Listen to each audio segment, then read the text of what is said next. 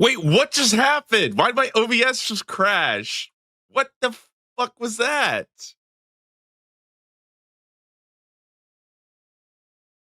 What? Why did everything just explode? What the heck?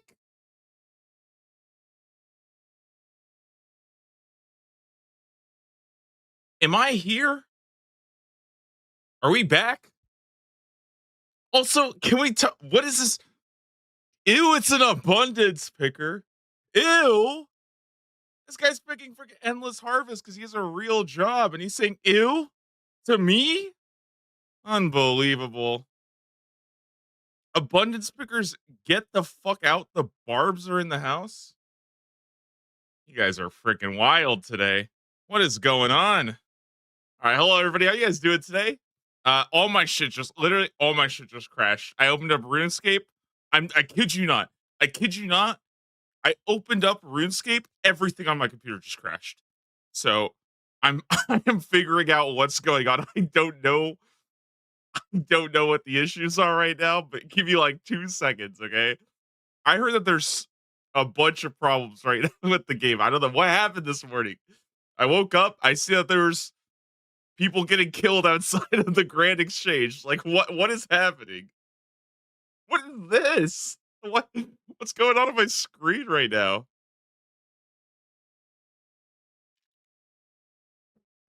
Oh my goodness. What a messed up day, dude. All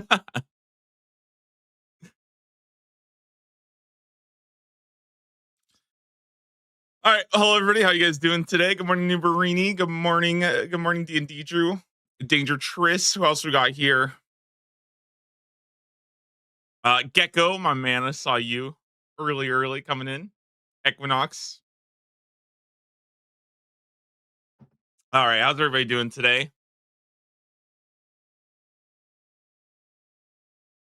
Okay, what happened to RuneScape? Is RuneScape just broken? We're struggling today.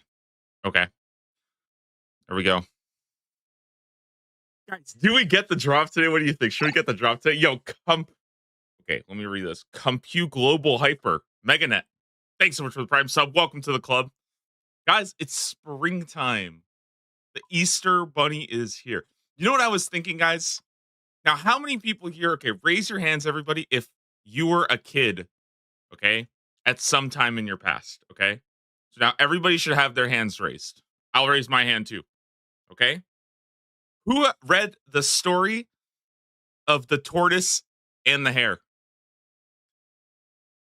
Now, if you've read that story, there is a tortoise and there is a hare. That's why it's called the tortoise and the hare. Now, they have a race, and the tortoise, okay, I'll give you guys a little spoiler warning. Okay, tortoise ends up winning the race. You might think, how does a tortoise win the race? Well, the tortoise is slow and steady, and the hare, he goes kind of fast, but then he takes a nap, right?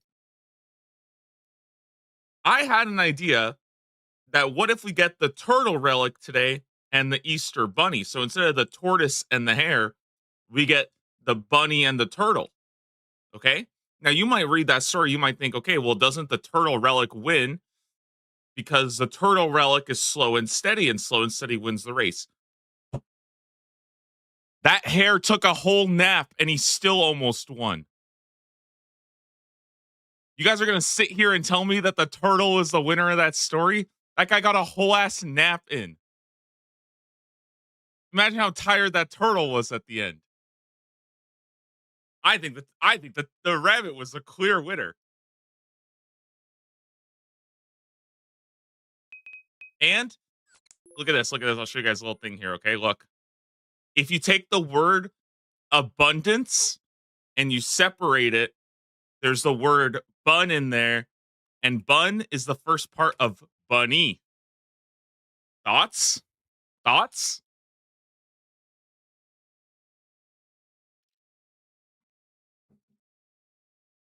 Yeah, this is all just abundance propaganda. This is all just been for that's all I wanted to talk about. All right, anyways, that's the opening of the stream. Guys, do we have any news today that's not related to like the game servers just breaking? I don't even know what happened.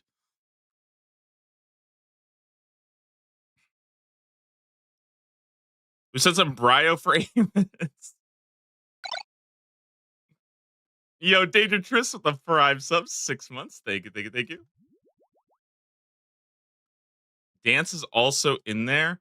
No, the dance refers to all the abundance pickers. We'll be doing the Yama stepping stones and dancing on the fools who are not there. Let us know your thoughts on Leechfin and Preparation Station. I swear to God, we gotta listen.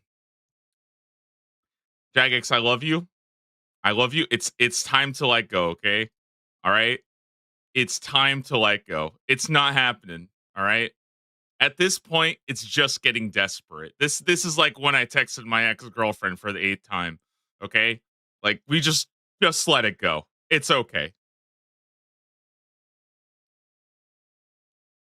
All right. What do we got here? Should we do some Brio for a bit or what are we up to?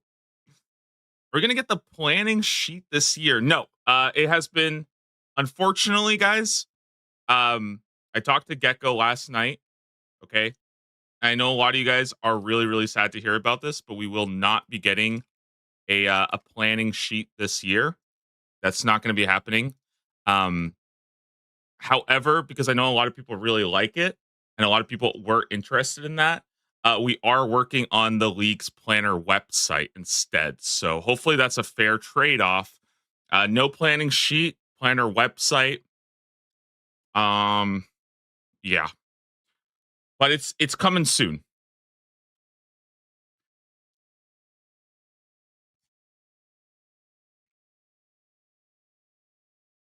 Okay, what do we got here? Let's grab some krill. Wait, the servers go down in 5 minutes. Why did I log in then? What am I doing?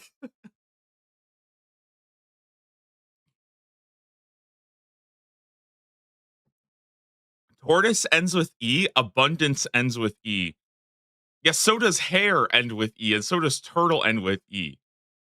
That's like the least compelling information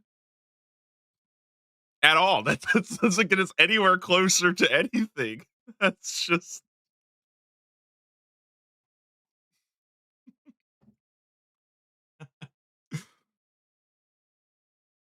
Yeah, I saw somebody on the League's Discord today. They said that picking endless harvest should require proof of employment. Oh my god, that's such a good dude. That's so good. Okay, I don't really want to go kill the boss like 2 times. What I think there's a cold fix, right? It's gonna reset. I guess while we wait though, there was some information that I wanted to see. Give me one moment. I saw something interesting today. Did you guys see that there's like so this could be okay, wait, hold on. Somebody already solved it. There was some cryptic information put out today that I was really excited about. Apparently somebody already solved it, which literally it means nothing. It means we're just coming back in 2 hours. Well, that sucks. I thought this was good. I was gonna go to Camelot to find this. I was like I thought there would be something interesting here, but this is just already solved. West of Camelot surrounds a person in numerous abodes, partly for an indication. Which, by the way, I like you're bad at puzzles when you've got the answer and you still don't understand how that makes sense. Like I still don't understand these two messages could be completely unrelated, and it like I don't understand what does this have like what does this have to do with anything? Three?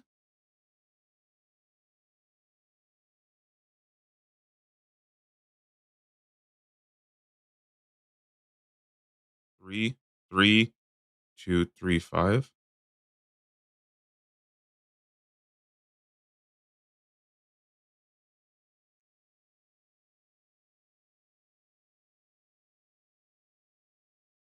West of Camelot, C surrounds a person, U.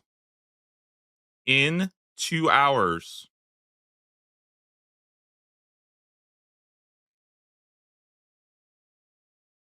I don't even get it. I really don't even understand it. How does that even work?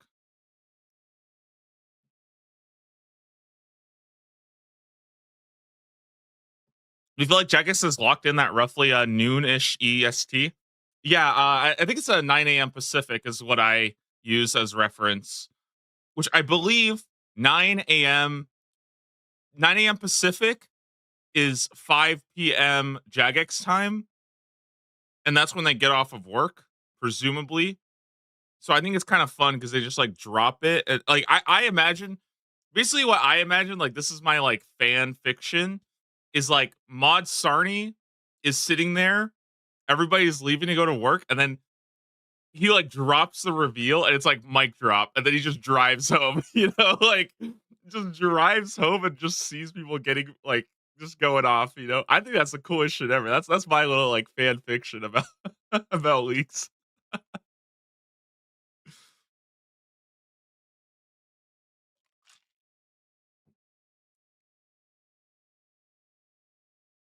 Well, I want to go game, but there's 2 minutes. Okay, guys, servers go down in 2 minutes, and then we'll figure it out.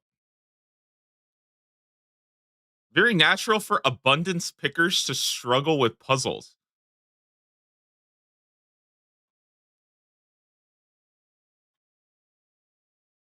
What what is a slander? This is uncalled for.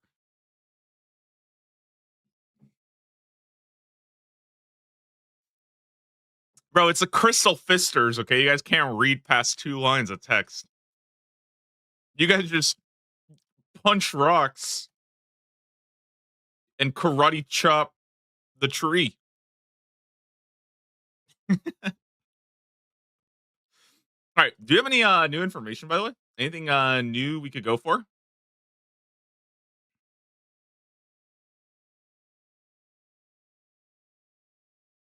There's a quick downtime. Yeah, it should be only down for a little bit. I was gonna go start off by gaming, but servers are going down in 2 minutes. And also, I'm kind of worried because I saw this morning. Okay, so here's what I saw this morning. Let me show you guys.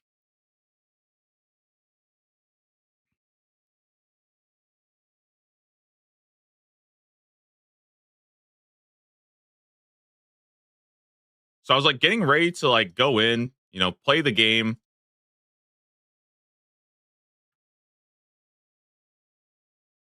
And then like somebody sent me this. There's a troll inside the Grand Exchange. I just figured it's probably not a good day to log into the hardcore. Just maybe we just maybe we just chill for a little bit. Yo, TJ, 48 months, 4-year streak. Unbelievable, man. Thank you, thank you, thank you. Good to see you, TJ. Hope you're doing well. 4 years is pretty crazy. Yeah, I don't know. I have no idea what was going on. Um, I just figured I'll just chill for a little bit, wait to see, and maybe after things kind of figure themselves out, we'll actually be able to play the game a bit. Okay. I think it's probably gonna be down right now. I was thinking maybe we could do the Easter event as well. So I was okay, my stupid theory is that what if the league's reveal is in the Easter event?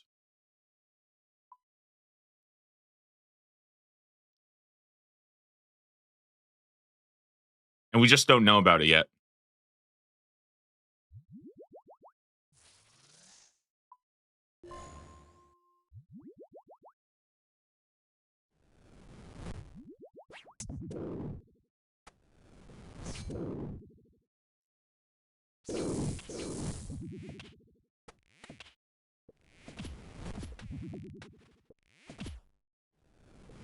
All right, servers back up, guys.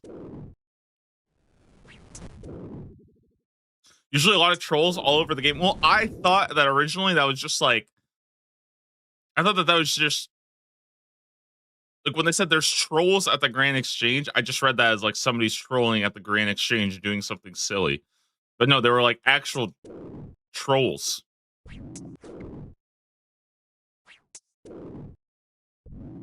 Where's my tile indicators? I knew something was a little bit off. Why Brio going for the essence? Yep, we're going for the essence.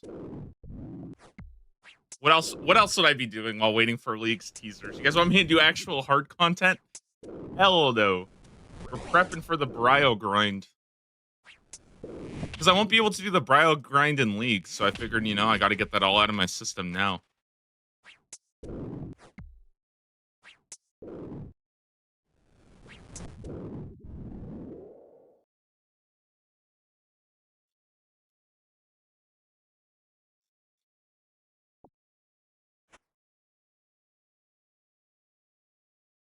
Give your day one route started? Absolutely not. No. I have literally just been chilling. Don't really plan on going too much or anything with it, you know, so I'll do the day one route once we have tasks announced, because like right now my belief is that the starting like section, I guess, is going to be a lot longer than people expect, because Varlamore is a bigger region. So my initial guess is that we're going to be there for like probably like 3 to 4 hours before we unlock a region. And depending on how long that takes, that's kind of what I want to base my, because I think the tasks are going to be quite different this year. Around what time are the reveals? Usually about an hour and a half from now. But when I say usually, I mean like literally there's been one yesterday. So, you know.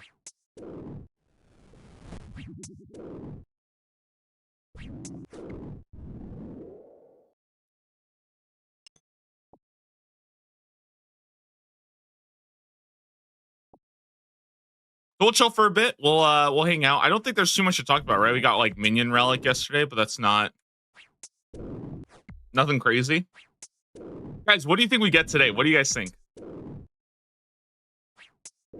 People have been saying that people have been speculating that today is going to be a big day.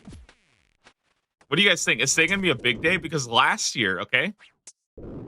Last year, on day 3, we got Echo Bosses announced. So do you think we get Echo Bosses today?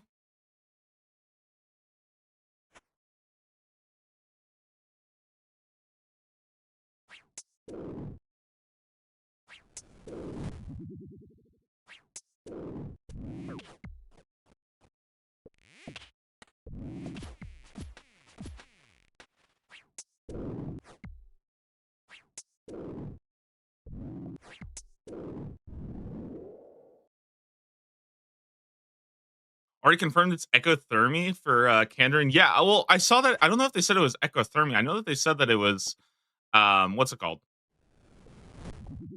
That we're going to be getting something new and something familiar, right? That's pretty cool. Dude, I've been saying, guys, if they add the Khopesh to Kandarin, are people going to pick it? I don't know. I don't know.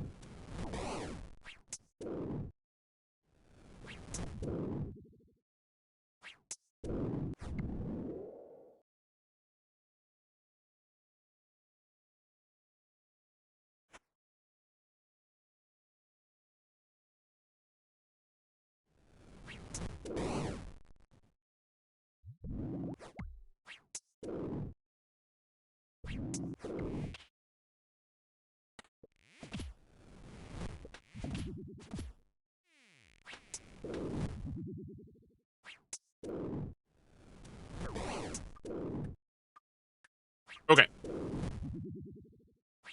Then Kandarin might get 2 Echo Bosses or rewards. Guys, does Kandarin even have 2 bosses that could be Echo Bosses? Like, what would Echo... I mean, I guess Echo Kraken could literally do anything, right?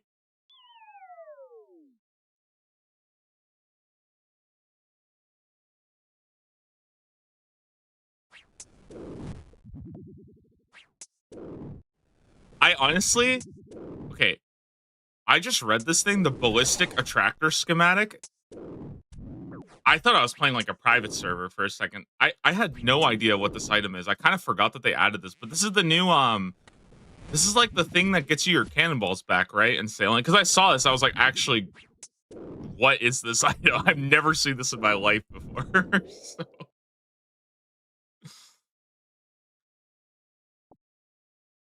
Echo Salarin the Twisted. I hope not. I hope for an Echo Barrows. Echo Barrows could be kind of cool if you have to fight like all 6 at the same time. That'd be pretty fun.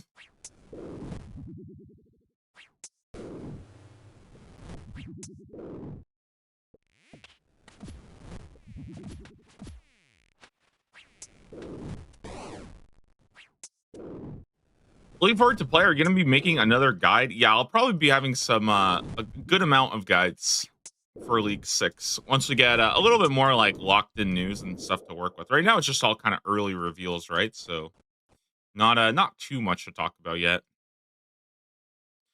Also, the cool thing about Echo Bosses is that like if they make more Echo Bosses, right? It's not like they have to get rid of the old ones. They could just keep the old ones in the game too, right? It's not like it takes any more dev time. At least I don't think it would. I don't think it would take more dev time to keep the old Echo Bosses still in the game. So when people are like, I think a lot of people just have this thing of like, oh, it has to be 1 Echo Boss per it could be 2, right? Not necessarily like right now, but I'm just saying in the future, right? Like they might just add more Echo Bosses slowly, and we'll just eventually get like 2 or 3 per region. That'd be pretty cool.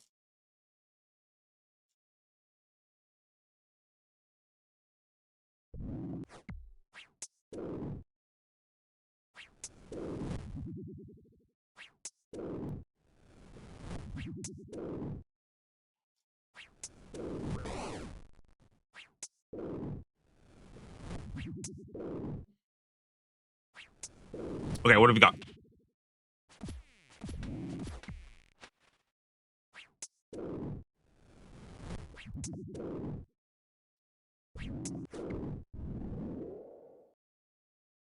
You think the Kopesh will get nerfed? No. I think Kopesh won't be in the game. I think the Kopesh has seen it's had enough of an arc, you know? I'm hoping we get something new. Something new.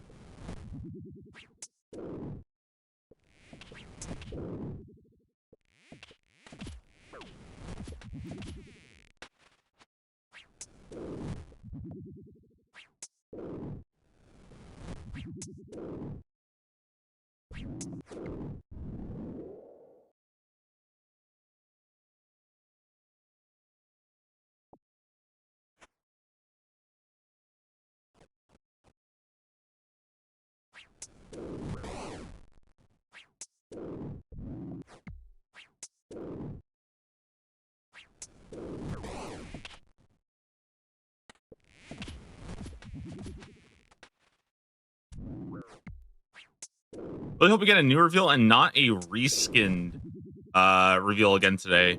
Yeah, I mean, I think like the thing is that like there are some relics that I'm sure we'll see that are very familiar.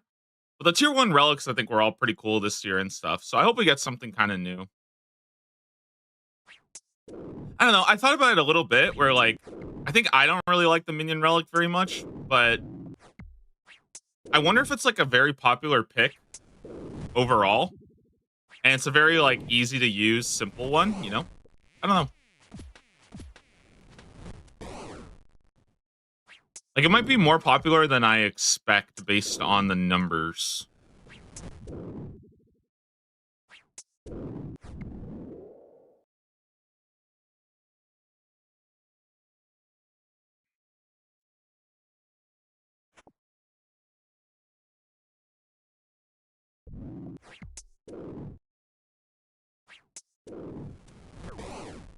Any thoughts on Endless versus Barb when your gear is finally developed? Obviously, Barb is better early because of crystal tools, but how close are they when they have rune tools?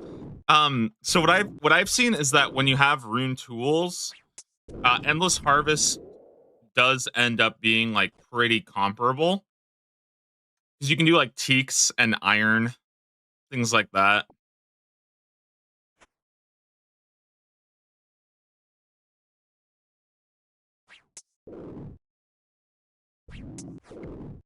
Basically, I think Endless Harvest is really, really good. I think Barbarian Gathering is It's definitely the most fun, I would say. A lot of it though depends on how much the resources matter to you, in my opinion. So we'll see.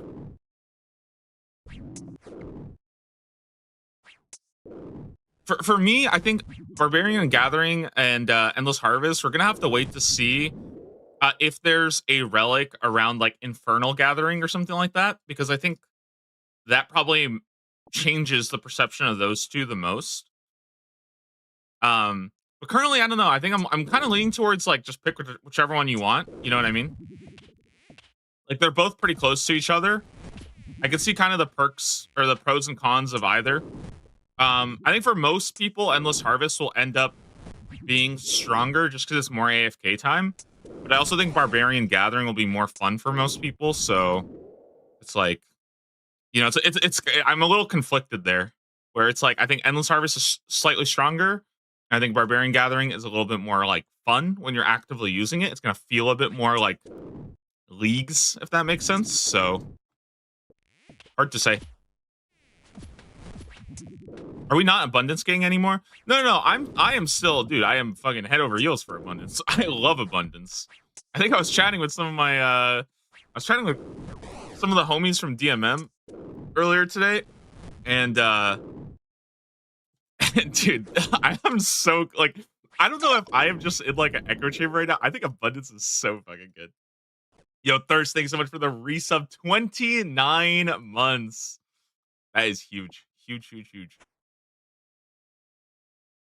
No, guys, I think Abundance is crazy good. I don't know. I think Abundance is so good. It's just that, like, for me, I think most people, they're asking between Barbarian Harvest, not Barbarian Harvest, Endless Harvest, and Barbarian Gathering.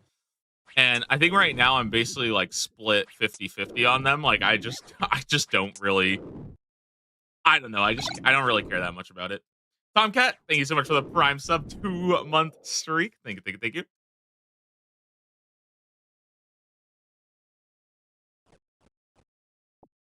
Oh, and Bon Bon, thanks so much. Oh my god, I was about to choke. Bon Bon, thanks so much for becoming a YouTube member. Welcome to the club. How are the tasks going? Honestly, I haven't done any progress on my tasks in like 2 weeks. I log on, I do some brio, and then I just keep moving on.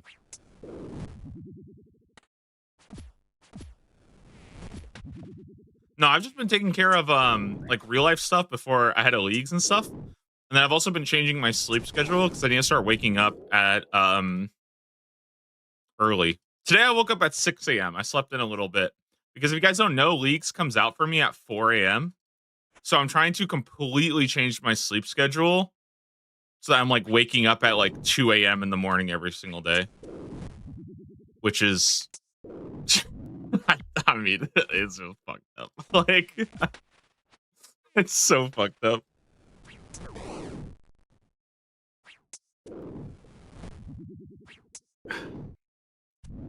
Commitment to the grind. It's not even commitment to the grind. It's just that like if I don't, what ends up happening is I end up staying awake the night before leagues until like 11 p.m.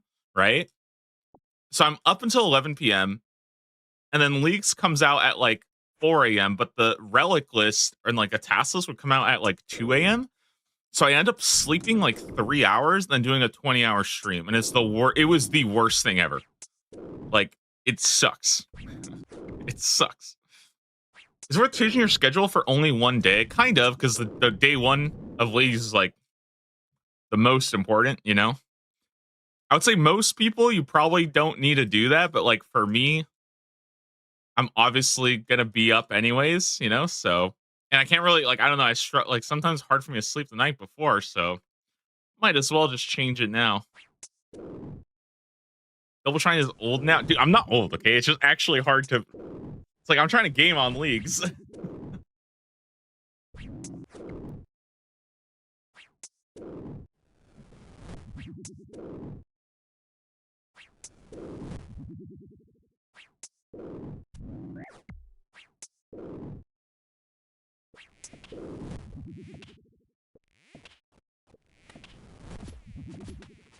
You guys are not allowed to call me Uncle Shine, okay? I'll have you know I turned 29 this year, okay? Next year, League 7, When I'm 30, okay, you can call me. At that point, it's a different story, okay? I'm still in my 20s, so we're still good.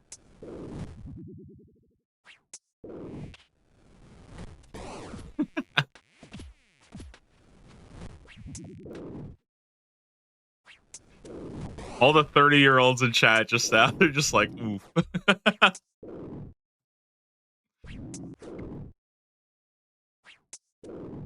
Wonder if Enchanted Valley is accessible? It should be, yeah, but can't you also just buy a rune axe at the Varlamore shop? Or no, I don't know if you can. Can you buy a rune axe? Nice, how do you get a rune axe?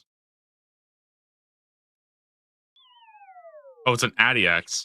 Oh shit, how do you get a rune axe then? Okay, then wait. Yeah, you probably just get your rune axe from the Enchanted Valley, right?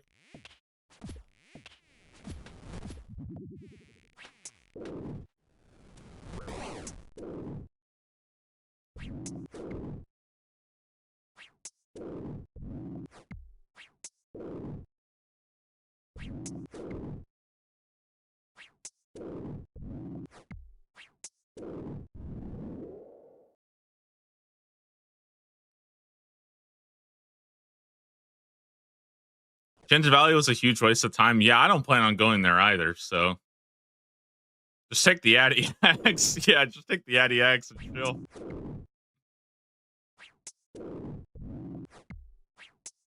Enchanted Valley is part of Misthalin. I thought that all the fairy rings are counted as they're like global now.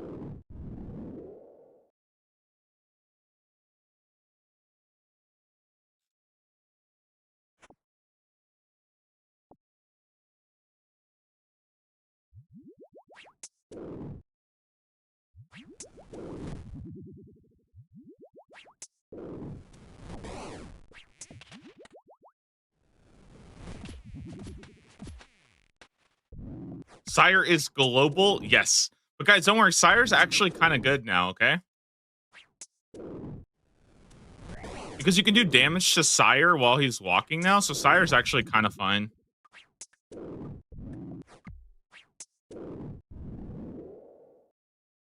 And take it from me, okay? I'm a bit of a Sire expert. Damn, look at that. Those are some. This is a log right here.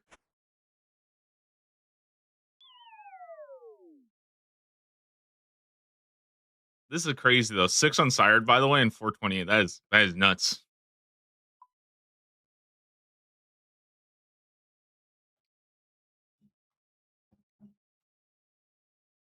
Those evil trees get pretty reliable nature runes. Okay.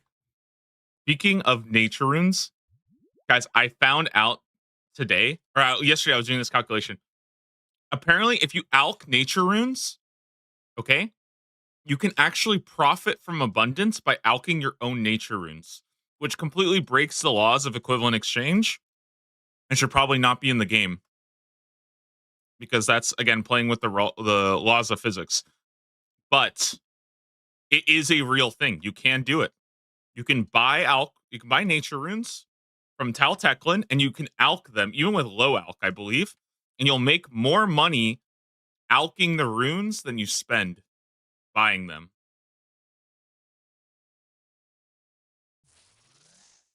Yeah. And how much does low alch take? Like 25 or something? It's 21. Yeah. Budget golden god. No, don't even say that. Don't even say that. That's fucked up. Oh my god. Freaking golden god from wish.com.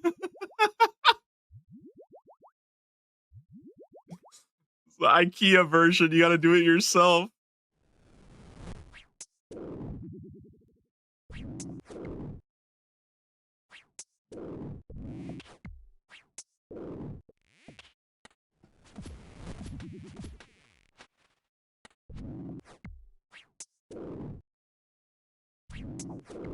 I think Karen gets normal Yama, and I think there'll be a global super Yama fight. Yeah, that would be pretty fun to see. Like, like a bonus boss. Maybe it doesn't drop like Oathblade, but you could still like fight like an upgraded version of Yama. That'd be cool.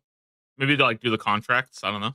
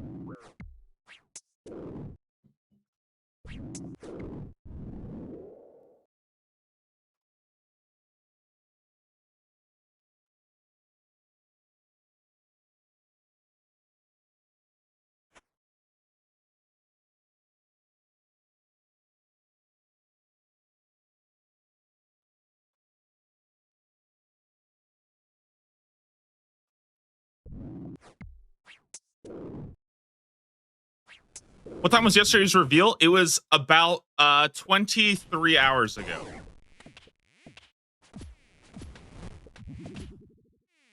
So that means in 1 hour will be 24 hours from 23 hours ago.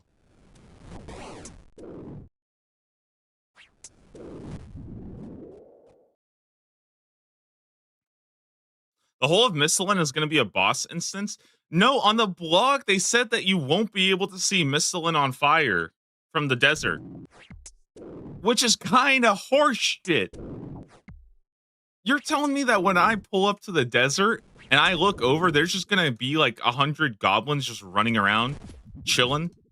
Life's just fine.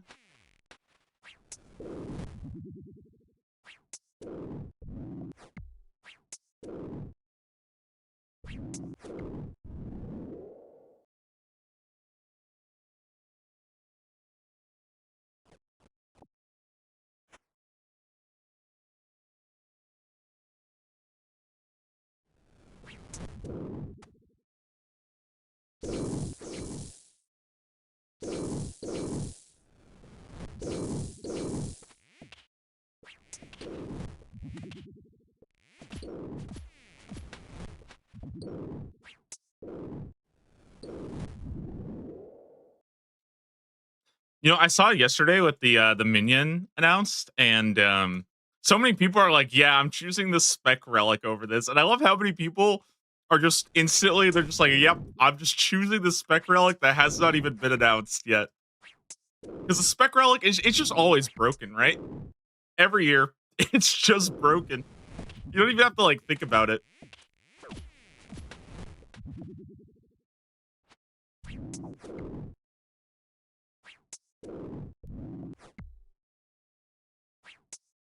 Were there any guesses on what the tier 8s are going to be? Because I feel like spec relic is kind of a given, right? So then we just have one more tier 8.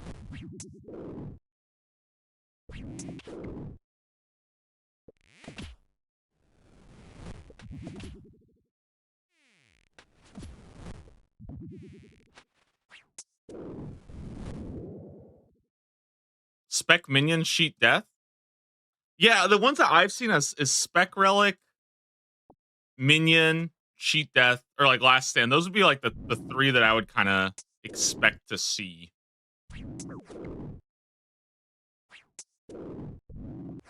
Oh, executioners. That might be, yeah, that might be it.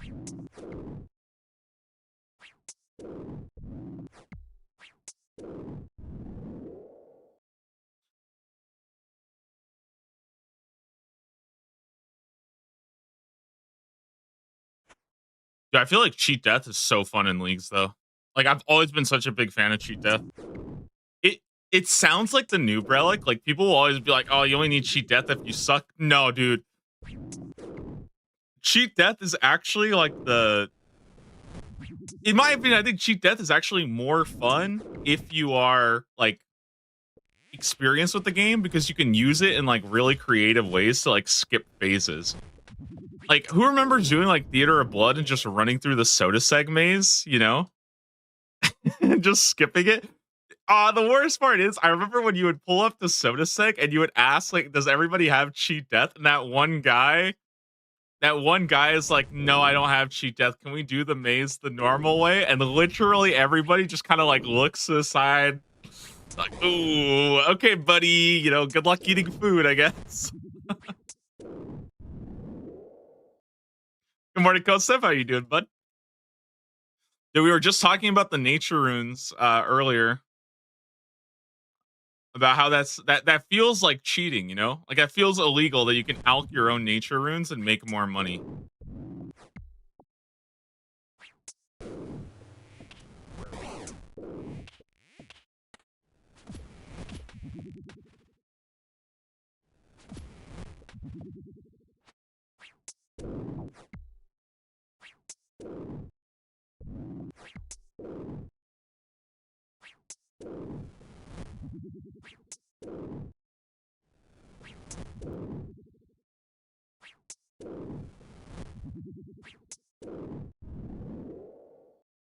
Oh, that's a good one. Cheat death against Banker's Note for like the tier 7. I actually, guys, I don't know what it is. I actually really like the tier 7 like one or the other pick, you know? I think that's really really cool. Like last year, I don't think it was as successful cuz like I think like 95% of people chose Banker's Note, but having one relic tier that only has two choices is kind of fun.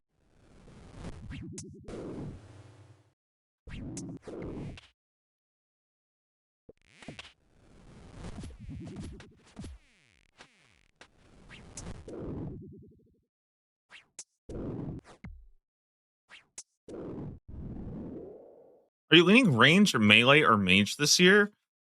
I think right now I'm kind of leaning pretty hard on melee. Like right now, my plan is melee with DMT as my region, so Desert, Mauritania, Tiranwin. And the reason why is because every single year, I tell myself I want to go melee, and then I end up picking something else, and then melee just ends up being the most fun, anyways. And I'm like, damn, I should have just went melee. And then the next year, I end up picking something else. And melee is always just the most fun. So we'll see.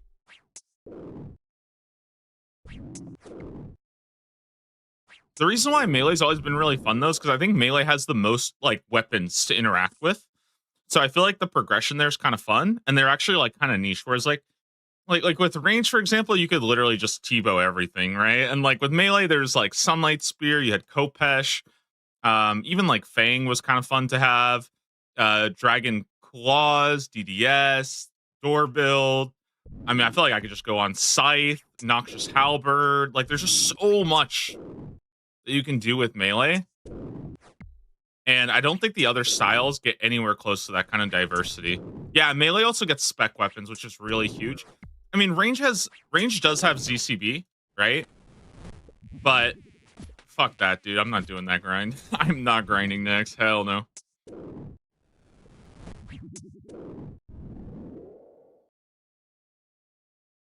Off the cut, what 3 regions for each combat style? Assuming like nothing else, I would say,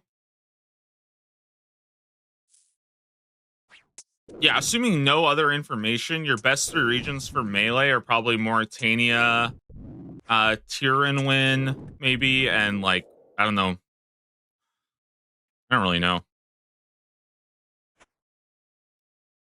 Maybe like, I don't know, desert or something. I don't really know. For light bearer, I guess. For range is probably Ascarnia, desert. Yeah, Ascarnia, desert, and like, yeah, I don't know, something else. Yo, Bit of Honey with the 5 gifted. Thank you, thank you, thank you. Congrats, everybody who just got one. Very, very generous to you. Appreciate that one. And I guess for mage, I'm just gonna say desert again, because why not? Probably desert, maybe Zaya, Maybe Kandarin. Kandarin still has like pretty good mage upgrades.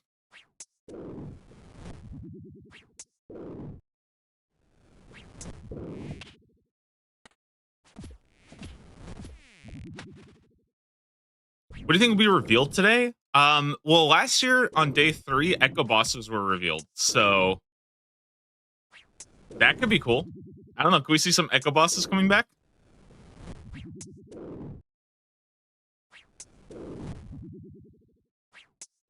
Melee would want Torva. I don't think Melee really needs like Bandos or Torva right now, honestly.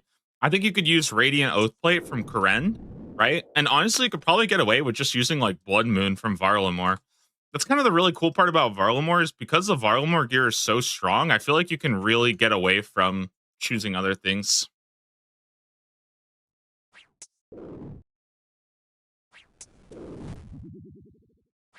Why Tyrannwyn for mage build? I don't think I would go Tyrannwyn for mage build.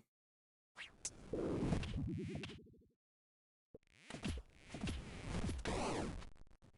don't think that really, you don't get anything from Tyrannwyn for mage.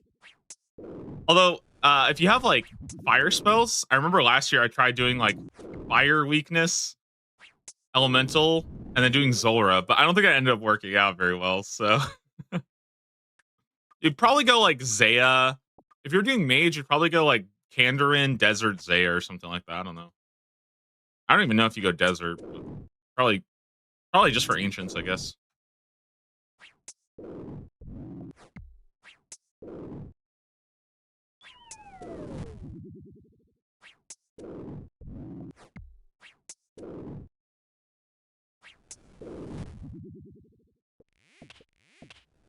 So they're adding new Echo bosses. I don't know exactly what they said. I think they said that the Echo bosses are going to be the same for the most part, and Echo items are going to be, some are the same, some are new, so something like that. I think Kandarin is a must skip for every single style. I don't know. I think Kandarin might actually be kind of better than people think now. Like, I genuinely think Kandarin might be better because if every single region has the same amount of points, that's like a pretty massive buff to Kandarin. Because that means that they're just adding a lot more points relatively. And Kandarin already is by far the easiest region. So if it's getting more points added to it, that means even more like super high efficiency ones. Like I've actually considered going Kandarin now, even for a melee build, just to get like Piety, slam through the points, and you just spend your time doing the other content, you know? I don't know.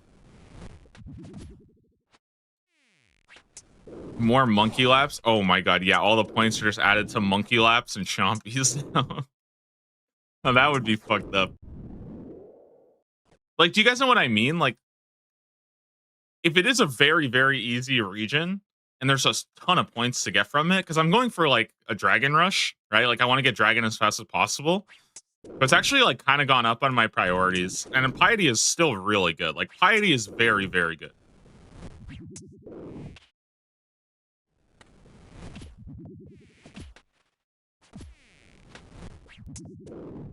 Any updates today yet? No. Except we got an announcement an hour ago that we're going to get a reveal in 2 hours. So if you think an hour ago, 2 hours, that means it's 1 hour from now we should be getting a reveal.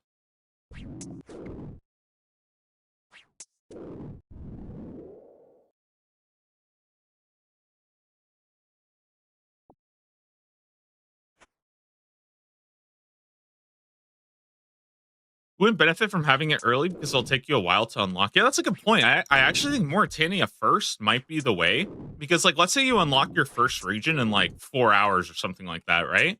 Then maybe by then Slayer's like, maybe you've already gotten some Slayer training done and you can actually just like start looking at getting your Black Mask a little bit faster. So I think Morytania might actually be a decent like first option now.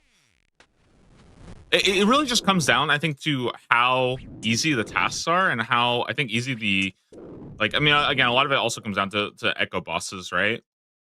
Like that's something a lot of people I think sleep on, is how good having a early Echo boss is, because you get, like last year, you know, you would get the Echo item and you would get a combat mastery from the Echo boss as well. And that's kind of big, by the way, you know, kind of big. Where are your keys? So they've changed Brio. The way it works now is that you can actually kill Bryo as much as you want. You just can't loot the chest without a key, but Bryo does drop the keys. So you can just spam doing Bryo to farm keys now instead of killing Moss Giants, which is more fun for me than sitting there killing Moss Giants all day. So you just kill Bryo. Now, the reason why I click the chest after every single time is because it speeds up the respawn. You can see it says, like, you hear the leaves stir. That means it's, like, respawning faster.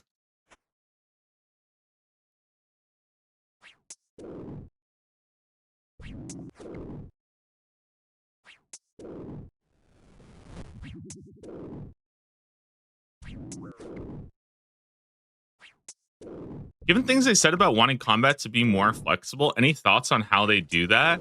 Um,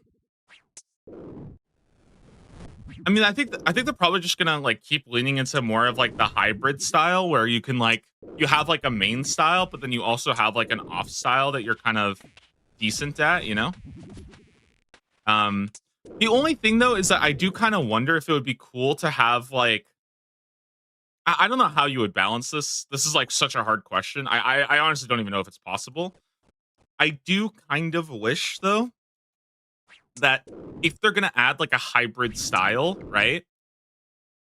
You can opt out of that to like double down on your main style if you'd like. And I think that would actually be really, really cool, right? Because the way it worked last year is you had like 10 mastery points, but pretty much everybody I think went 6 combat points into their main style. Almost everybody, right? And I think it would be a little bit cooler if instead it was like, let's say for example, you had the same like 10 or whatever, but 6 was really good. So you go like 6 and 4, or maybe you could go like 8 and 2. And maybe the 8th one was like not very valuable. Like 8th point just didn't really matter that much. But it was like an option because I think if you build like I think you should be rewarded if you are building your regions and your path to only really need one style. And if you're not getting like a substantial benefit from like doubling down on your main style, I kind of like that because I know some people don't really love like the whole hybrid system. Like some people kind of like just I am the melee guy, right? I am the melee guy. That's just more fun for them. And I think that that would be a good trade off. But again, it's so hard to balance, right? Like it's so hard to balance because if you make it too broken, then everybody just doubles down on their main style anyway, right? Because it's kind of like it's more fun to be broken with one style than it is to be mid on two styles. At least that's what I assume most people would think. So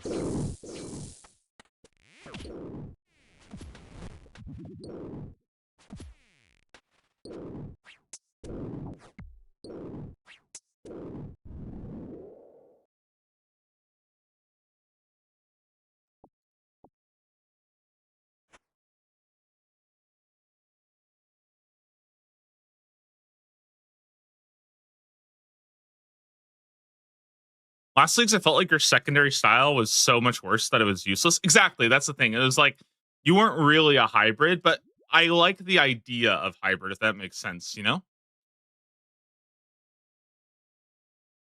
One idea that I always really liked, by the way, I remember that when the whole combat masteries were announced, there was actually some theory crafting around going a couple points early into like let's say for example you go like 3 points early in range and then you go 6 points into magic or something, right? I thought that was really, really cool. The problem is that it didn't really work out in practice. Like, I feel like nobody actually did that because it was easy enough to kind of complete your build. And I think that if it took a little bit more time to get like max power on your main style, then there could be some more interesting things, you know?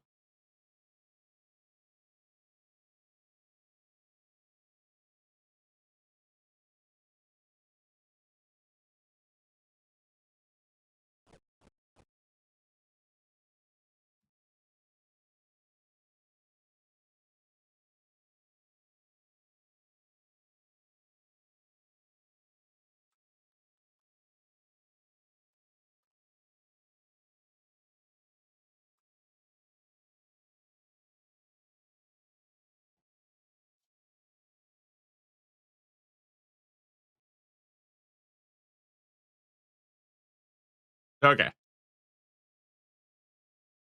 What do we got? We got time to keep going for a little bit.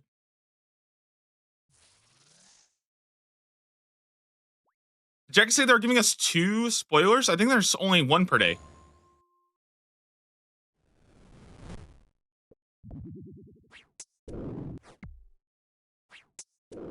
I'm hoping this league we get something like absolute unit back. Yeah, I love tank builds. I really do. I think tank builds are so fun. Like, and I know there's like kind of this like common theory in leagues that like the only thing that matters is DPS, which is kind of true. But I don't know. I think tank builds are really fun, and it makes content like Inferno and stuff like that actually really fun. Like, I don't think that you should be doing anything near what Absolute Unit did. Absolute Unit was disgusting. That thing was. Dude, if you guys didn't play Shattered Relics and you guys never saw what Absolute Unit to that was the most busted relic of all time, by the way. It was 50% damage reduction, and I think it reflected 100% of that. That was holy shit, that was so broken. That was so broken. Like, just so bad.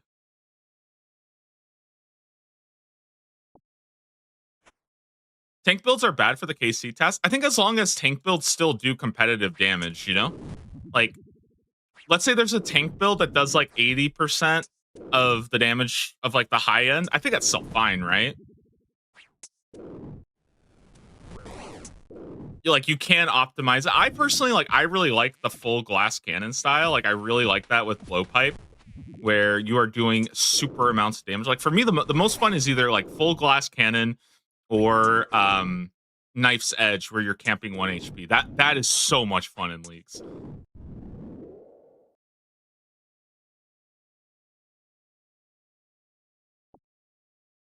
I remember Leagues 4, man. What was what were we saying? Guzzlers get purples every single time. Wardens P3. Let's guzzle down to 1 HP. Fuck it. Let's just pray to God we don't get hit.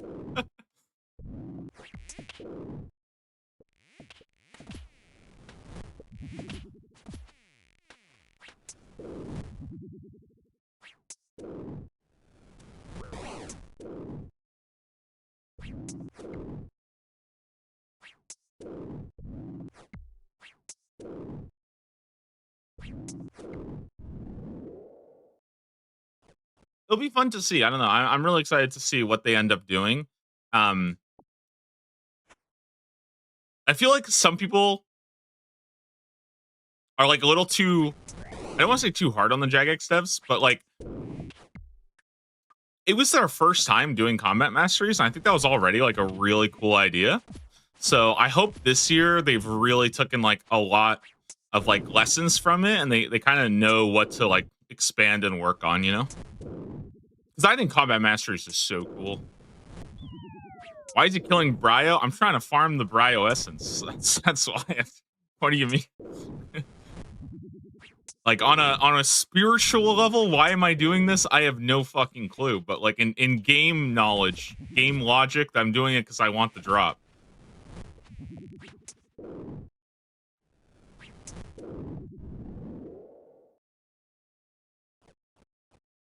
Why do we do anything in life, you know? It's a great question. But it's kind of cool. We get to chill, you know. I don't have to do anything hard. Just hang out, talk about some league stuff. For the pet, yeah. You know, okay. Unironically though, getting the Bryo's essence is about as rare as getting a pet is. Like, just to be clear here, because some of you guys might not realize what's happening, okay?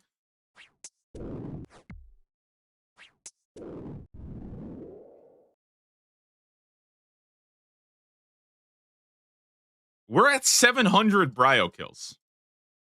Just so that you guys understand, okay? This is not a casual Bryo stream, okay? This is a high-end, elite Bryo farm.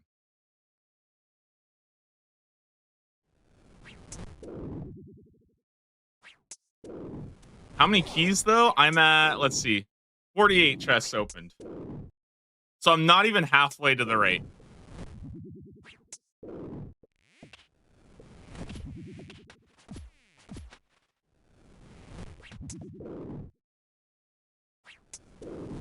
If I don't get this before leagues, by the way, I'm gonna cry. Like, I'm actually gonna cry. If I have to wake up every single morning at 5 a.m.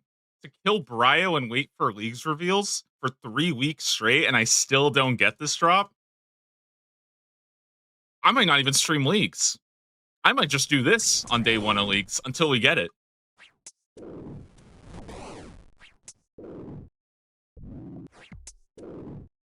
Is this faster with farming moss giants?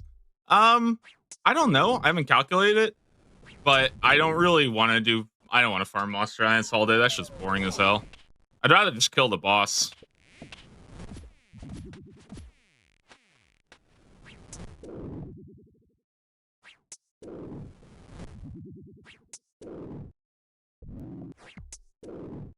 How many chests? Yeah, 48 chests so far, and I think it's like a 1 in 116 or something. Just to put it into perspective, by the way, I probably made over 100,000 prayer experience just from killing this boss. I kid you not. 100 and no, let's see. Okay, what's 700 times 150? Somebody run the numbers on me on that real quick. That's 70k. Yeah, 105k so far. Prayer experience just from killing the boss. That's not okay, man. That's not okay.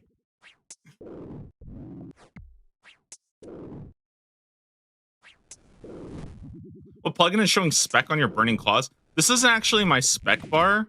This is just a I think it's called like inventory colors or something. I don't know. It's called some inventory tags. Like you see here, I have a little red one. This is like my melee thing. And I have my spec weapons marked as yellow. Usually you'll see people have this with, it looks like this. Usually they look something like this or like this, where they're like glowing red or yellow. I don't really like that because I think it makes the inventory look kind of gross. So I have this little underline that does the same thing basically. But it helps me a lot with like my swaps and also making sure that I'm not like accidentally equipping something. Like sometimes, I'll be in the middle of like a raid and I'm like, oh, I forgot to equip like my mage top swap, something like that. So it just helps me a lot. It looks really clean. And I mark my spec weapons with yellow because like I found that especially when I'm doing raids, my spec weapons tend to get like mixed around the most. So it's nice to just have that on demand. Been playing RuneScape 3 for about 3 months. This will be my first time playing a leagues. Dude, it's so crazy to me that this is some people's first leagues. Because this is like, it's going to be my 5th, So, dude, you guys are so lucky. You guys, because I think for me, I still look back at Leagues 2, which was my first leagues.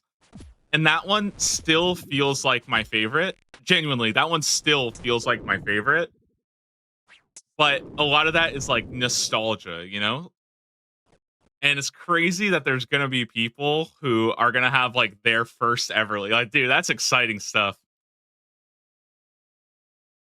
What is the daily reveal? It should be in about 40 minutes. 40 minutes or so.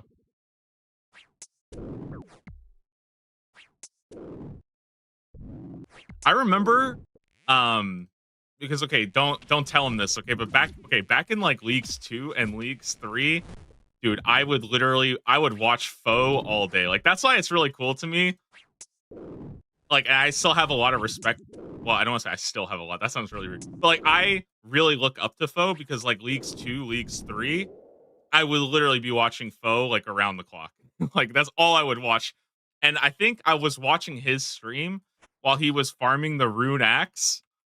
And I was like, oh shit, this is some crazy tech. What the fuck? And I was like, dude, you get your rune axe from the Enchanted Valley. I've never played an Iron Man at the time. So for me, that like blew my mind. I thought that was so cool.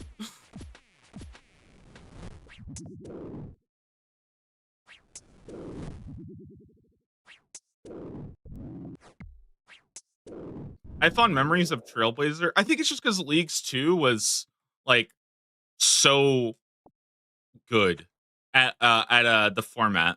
Like I don't know. I don't even want to say that like Leagues 2 was the best. I don't think it was the best, but I think that they got so much right on their first try. It's really, really impressive, you know? Like they, in my opinion, I think they just nailed the format, and they also had some really, really good ideas. And it was the first leagues that had the specific combat style. Dude, I feel so. I feel like This is some fucking. This is some unk stuff. Talking about Leagues 2 like it was like a decade ago.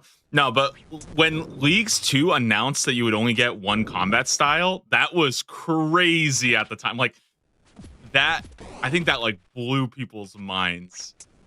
And it's funny too, because I saw some conversation yesterday about this where like people were like, I don't understand how anybody picked anything but Last Recall. And it's because back in Leagues 2, there wasn't all this like pre-reveal hype. There wasn't this like, planning in advance. There weren't really that many videos. So like a lot of people just went in and they just read Crystal of Memories, and it didn't even sound very good because I think in our heads at the time, you couldn't even imagine something that broken in Leagues, It was like, oh, you could just teleport back like that didn't even sound good at the time until I didn't even think I was like, there's no way it does that, right? So yeah, the game mode has really evolved a lot since then.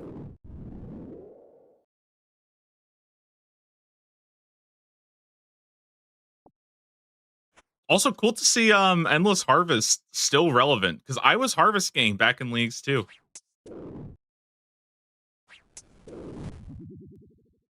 And it's kind of stayed good. What are your thoughts on last Leagues? I think Raging Echoes, in my opinion, will go down as kind of the leagues that like will set the sort of like the modern format of future leagues. I think that Leagues 5 was the best at fixing quality of life and making changes that will sort of like set the future for leagues, because they added echo bosses, they added combat masteries, they added completed items, and they added the mega rare voucher. And I think those 4 changes are so big for leagues. Like they are so big for leagues. And it feels weird to like credit that to Leagues 5.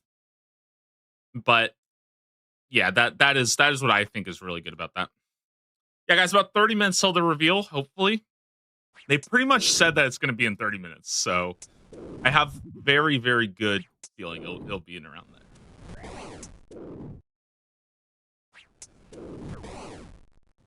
I think to add, not realizing how good Last Recall was, it was also our first time with such crazy teleports. Yeah, I think for me, I read the fairy teleport. I was like, oh, dude, this fairy one is awesome. You can teleport to all the spirit trees. Like, damn, that's awesome. And that sounded good at the time. That was good. I was like, damn, that's sick.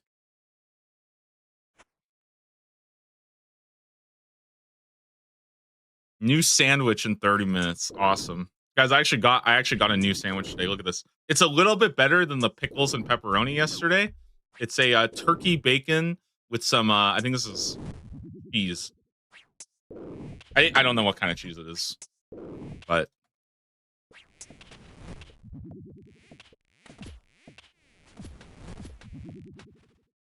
wait, speaking of sandwiches, guys, I've had this argument with my friends lately. Okay.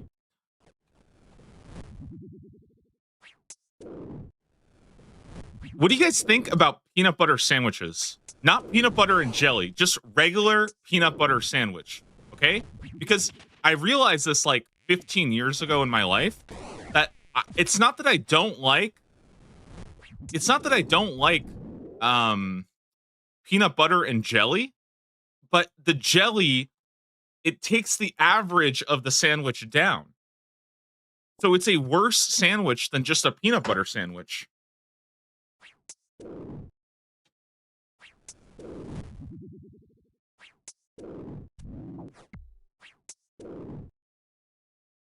Real meta is peanut butter toast. Yeah, peanut butter toast pretty good.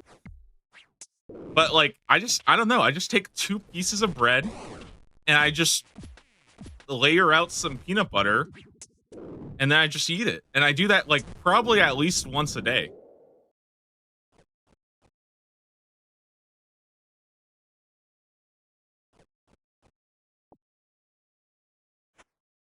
That sounds too annoying to eat. What do you mean it's annoying to eat?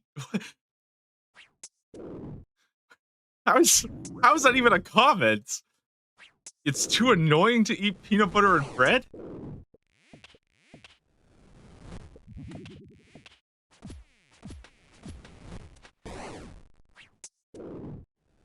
My wife puts peanut butter and chocolate spread on crackers. Guys, I'm sorry.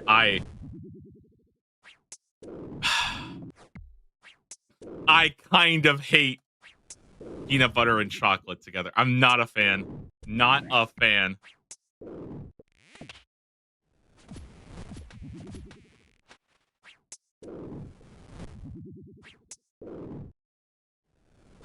Are you a crunchy or smooth peanut butter guy? Okay, this is like the cop-out answer. Generally, I prefer smooth peanut butter because some crunchy peanut butter is not good, but I like the light crunchy peanut butter. Like there's just some crunchy peanut butter feels like I'm eating gravel, okay?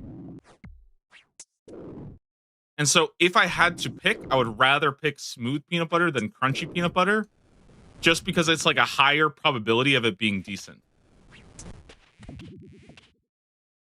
That makes sense?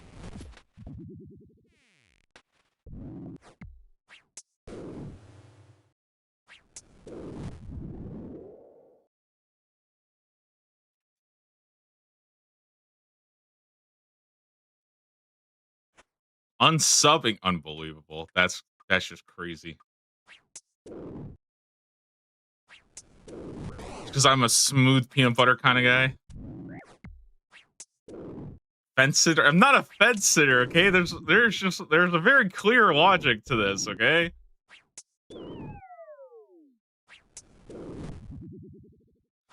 It's like when you get a burrito. Like I really like pork or like al pastor for my burritos, but sometimes when you go to get a burrito, their al pastor is not very good. So you order the carne asada because if you're a burrito place and you fuck up the carne asada, that's like illegal. You can't do that. You can't do that.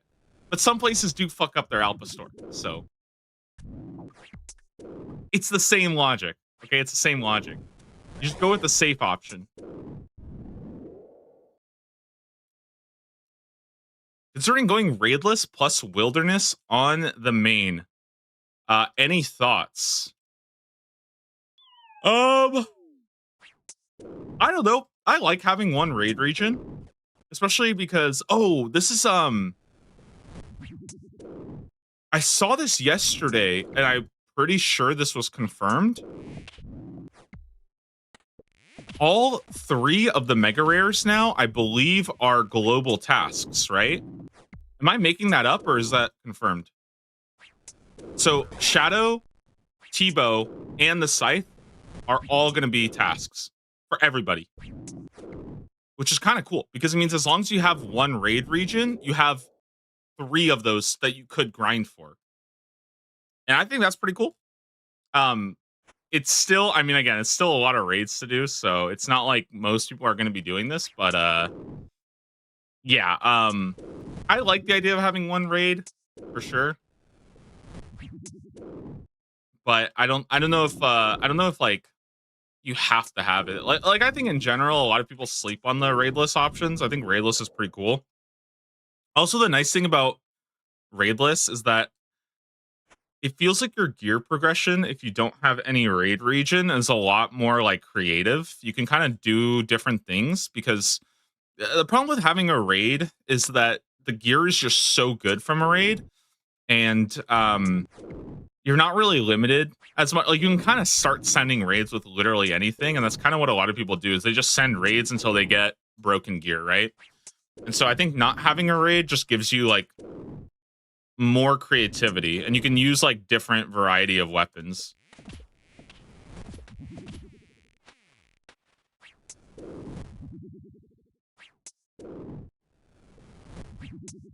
And also with raid regions, there's just so many points tied up to raids generally, right? So Yeah, it can get a little bit like yeah, it can just feel a little bit bad sometimes if like you don't want to spend too much time doing raids.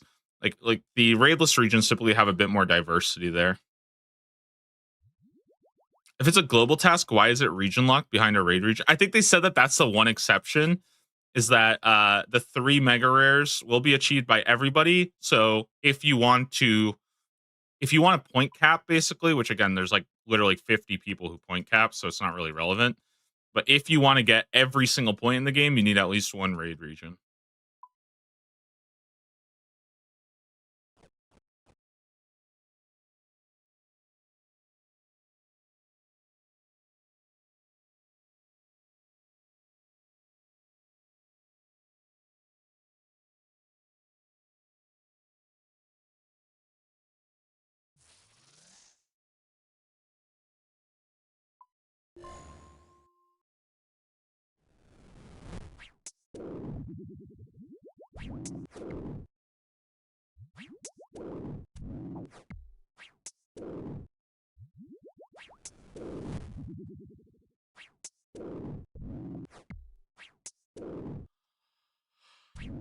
All right.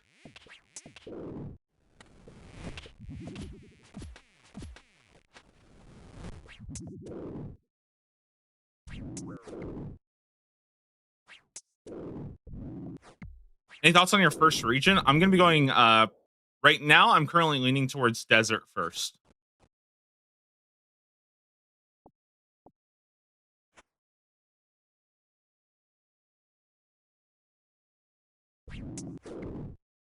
Like my current order is desert, Mauritania, and Tyrannwyn. Do you get a random mega rare or do you get a voucher? No, so the way it works is that you get a like basically let's say you're doing the desert and you roll what would be a shadow. Instead of getting a shadow, you get a mega rare voucher that you can turn in for any of the 3. That's how it works. So, and same thing with Theater of Blood. Anytime you would have rolled a scythe, you get a voucher that you can turn in for any of the 3. Yeah.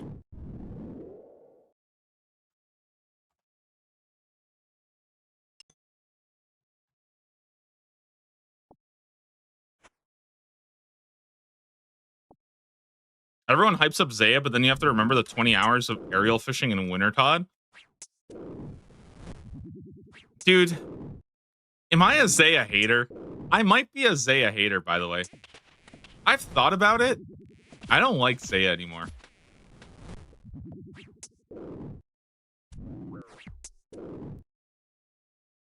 The only thing Zaya has going for her right now is Yama. And honestly, even Yama is not that cool because of the intermissions. Like, genuinely, I think Zaya kind of sucks.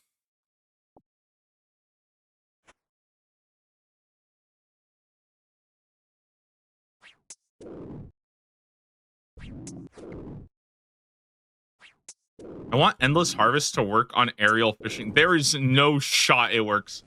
There's no shot it works. If it actually does, if Endless Harvest works on aerial fishing, I will do it. I will pick it and I will pick Zaya. But there is no shot it does. That's not even a fishing thing.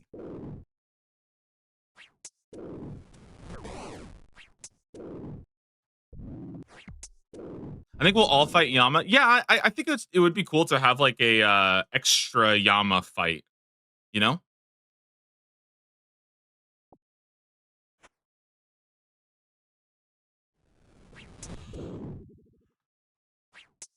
Everyone gets Yama. They wouldn't make the tier 8 relic only nerfed for Zaya enjoyers. I don't know. I thought that could just be flavor, you know?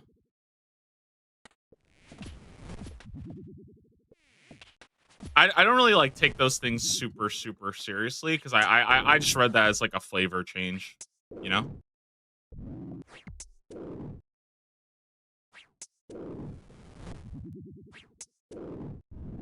Dude, it's actually so exciting seeing how many people are going for Dragon Rush this year. It's actually cool as hell. Like, I don't know. I think it's fun to see a lot of the gamers picking that up instead because I think it will be way more fun and way more competitive and like The problem is that every single person also like I don't want to say every person has to go and do Dragon Rush for it to be competitive, but like you need enough people interested in that to make it like a fun competition between like the more competitive like seasonal mode people. So it's cool to see a lot of people going for that. I think it's gonna feel really fun to see. I'll probably do my best to try to track it as we go for it. Dragon Rush is way better than point capping. Yeah, I think it's just so much more fun. It's also like the way I see it is it's also like more creative. Like you have more options that you can think of, whereas like point capping kind of like writes itself in terms of what you're prioritizing. So I'm hoping I've been asking for a leaderboard for Dragon. I really hope we get one, but you know, we'll see. We'll see.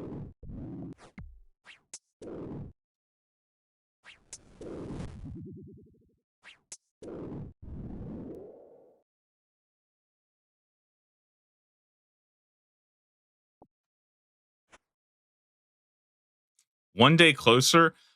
Okay, it does feel, guys, it does feel a bit weird. We are 3 weeks out from League 6. 3 weeks. It's kind of crazy.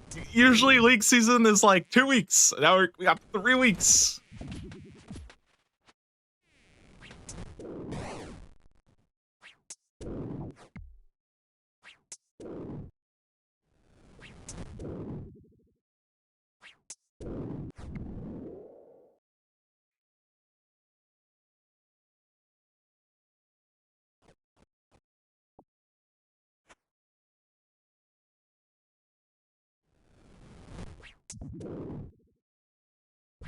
Three is so long. I have a feeling that the 3 weeks are going to go faster than people expect.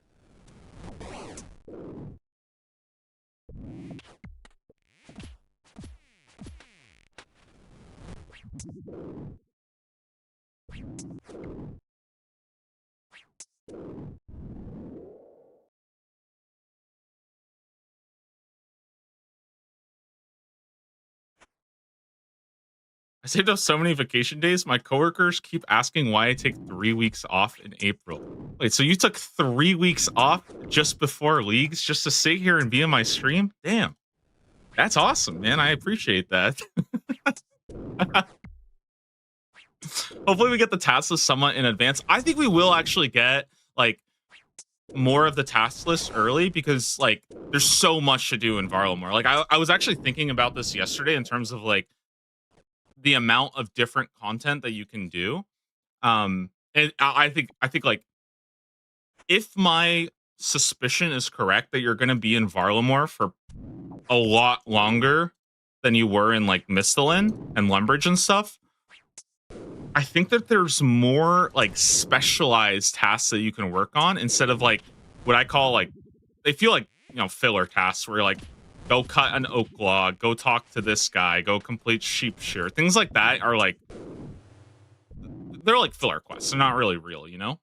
So I don't know. That's gonna be really, really fun to plan out. And it's also cool because I think people will sort of like self separate into different activities. So like you'll have some people who are like doing some fossil or I read Fossil Island. I meant to say you'll have some people who are doing like Vale totems and doing like wood cutting over in Auburn Vale. You'll have like a bunch of people at the crab. Like, dude, crab will literally just have like 100 people there always. It's also going to be the most arranged chat in all of leagues. So if you are a somewhat normal person, you might need to turn off chat at Gemstone Crab. And if you're a freak, then you know where to go. So you'll see people at Crab, you'll see people doing that. I think you'll see Hunter Guild as kind of like a little hub. I think the main city with like thieving will probably be a hub for sure, you know? Don't you think that since we get moons early, it will hurt Asgarnian the need for god swords? Kind of. I don't think it's like a huge deal because like ultimately Torva is just better, right?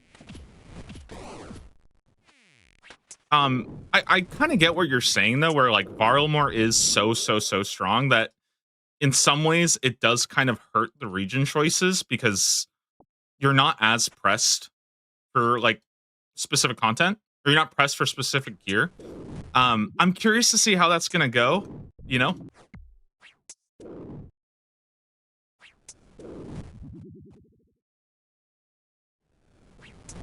But we'll see. We'll see.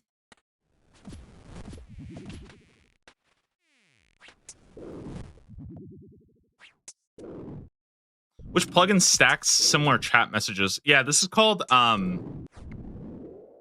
Chat Filter. Let me actually bring it up real quick. It's called Chat Filter. And you want to go and nope, not that.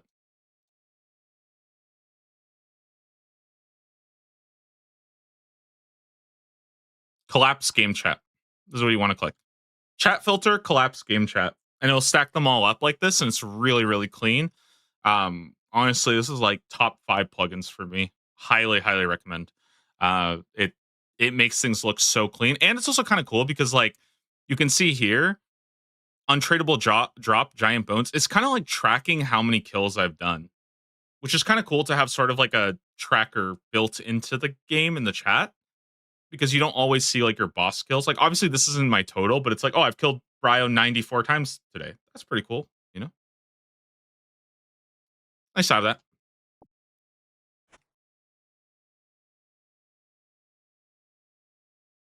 Guys, 15 minutes. 15 minutes till we get the reveal. Maybe a little bit early. We'll see. Any other plugins you recommend? I mean, I have a lot that I use. I think the most important plugins I have are the GPU plugin, tile indicators, I guess.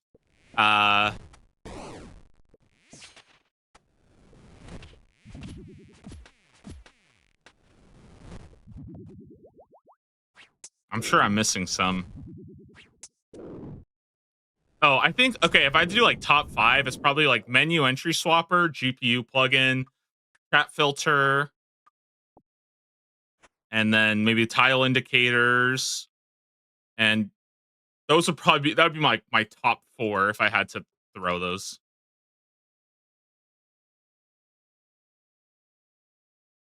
I'm sure I can probably think of another one somewhere. Oh, and you know what the other one is? It's the bank. It's the bank tag layouts. That one's really good. I've started to like. That's another one I started using this year, and I feel like I regret not switching to it earlier. I can show it right now. What I use for my bank, but it's so clean. Do you think you'd play old school RuneScape without Rune Light? I don't know. I don't think I would. I feel like it's too useful. But here, let me show you guys, like, this is what I use for my bank, right? You can see here, like, when I go to my bank tabs, half my bank tabs are, like, completely a mess, right? Except this one. This one's really clean. I actually organize this one all the time. What I use is I have these bank tab layouts for these, like, really nice inventory things. And the cool part about the bank tab layouts that I really like for is that, like, placeholders don't count as an inventory spot, which is really nice because I can have a lot more empty things. So, like, for my herb tab, for example, I have all of these, like, grimy herbs, but these don't count as an inventory slot. So it makes this really, really nice. I'm a big fan of this one. I'm mobile only. It's not that bad. Well, the funny part is the mobile one is genuinely, like, better. They actually made the mobile one, like, pretty decent. It has a lot of, like, built-in things that are, like, very nice to have.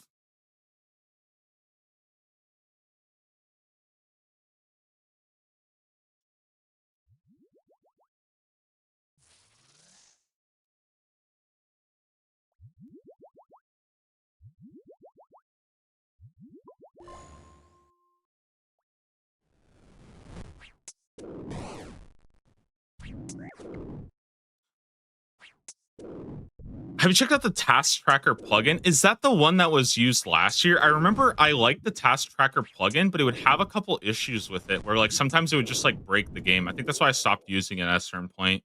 It would just, like, I don't know. I remember, like, I would search something up or, like, try to filter it and my whole game would just, like, lag out for 10 seconds. So I stopped using it for that reason. But they might have fixed that. I'm not trying to like say it's bad or anything.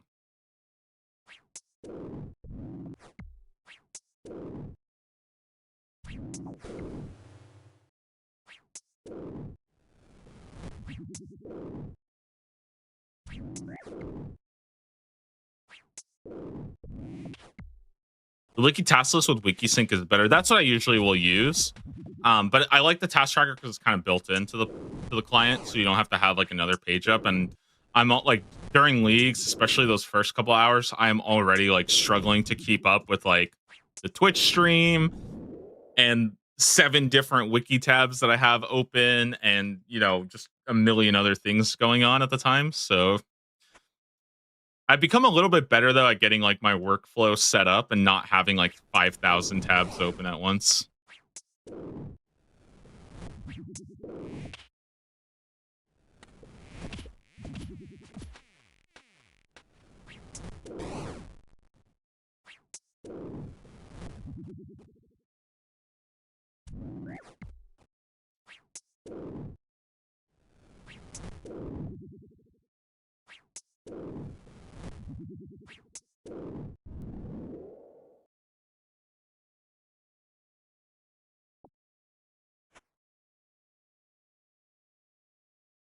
Do you think there'll be a 12-hour delay for entry like there was last year? I think last year was about a 3-hour delay. I don't think there will be a delay this year because Gridmaster was kind of seamless and DMM was kind of seamless. So I don't know. At the end of the day, like, not to glaze myself, but when there is a delay, it just means that more people are just chilling there watching my stream while I do absolutely nothing. So honestly, it's a win-win for me. I don't at the end of the day, it's fine for me. I just get to sit there. Last year, oh god, last year was fucked up though. I baited so many people by playing. This is messed up. I played my VOD of the starting hour of Leagues 4, and so many people got baited by that. That was I'm not gonna do that again. That was cruel.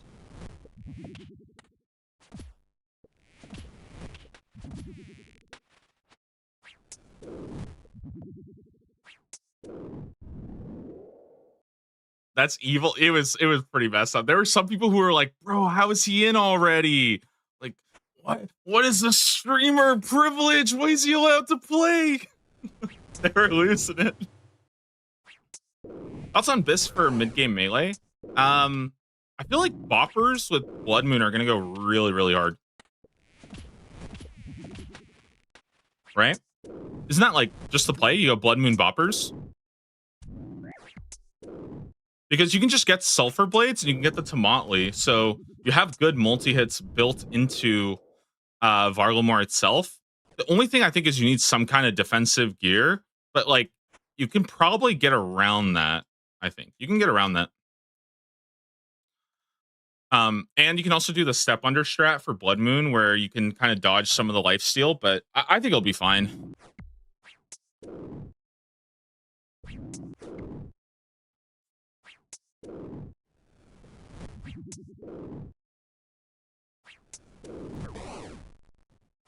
Would it be better to not finish the quest for Sulfur Blades? Maybe. Probably comes like, I think a lot of it depends on what ends up happening with rune crafting. Oh, the quest is auto completed. Well, there you go. Yeah, we'll see.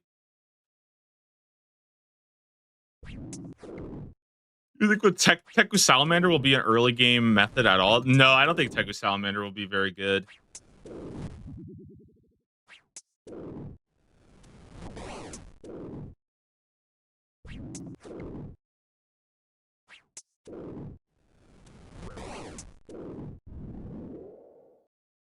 It just takes too long to get with Hunter. That like, and also the other problem is that if you are using a Teku Salamander, I think you also need like magic ranged and attack, right? So that's just like, I don't know, it's gonna feel a little bit weird when you have 3 of them. I'm surprised you're going Mauritania. I might go desert for the first time.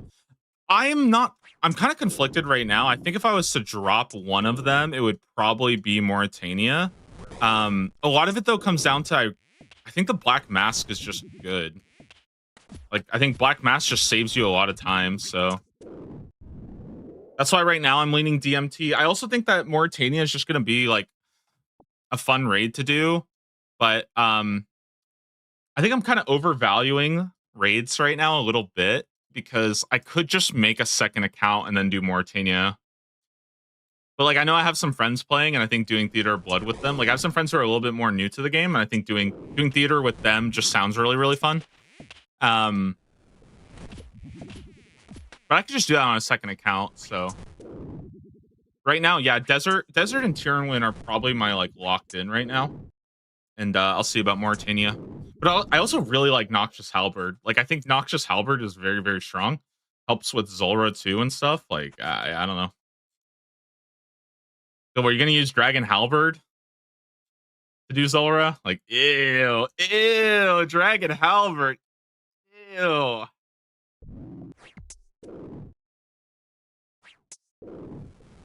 Why Tyrannwyn? Um, good content, easy content. There's a gold task with the Crystal Crown that sounds really appealing right now. I think Gauntlet and Zulrah are both just like they're super chill bosses. They also have good loot. Like, I mean, if they change the like if you don't get the Crystal Blessing back, that will probably hurt a lot. You know. So I will say I'm a little bit like counting my chickens before they hatch kind of thing, right? Where like I'm sort of hoping that we get something like that back that lets you still use like the melee crystal armor, but they could change it, right? Maybe instead you get like upgraded blade of Saildor. Nah, it's actually honestly that's a good point though. That if we don't get the crystal blessing coming back, it's actually a lot weaker. So, maybe we cut Tyrannwyn. I don't know. I think Tyrannwyn's a good region. Pretty cool. Is Guardians of the Rift locked, or is it the desert? It's the desert, and I think Guardians of the Rift with abundance is going to go really hard. So, I'm excited.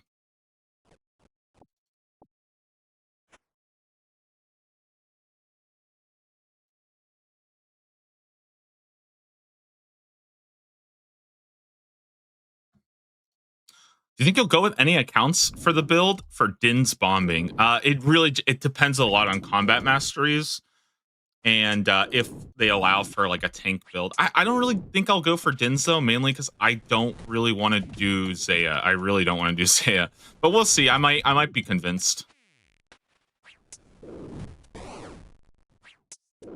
Oh, the Chally's pretty good. Wait, can you get Chally without needing like Mandarin and stuff? I forgot how that works.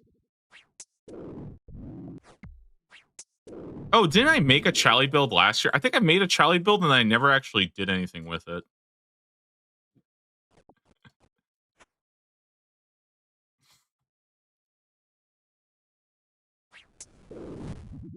Guardians of the Rift is going to be bad unless you get Asgarnia. Fire Altar will be your only elemental. That's fine though. You can just do fire.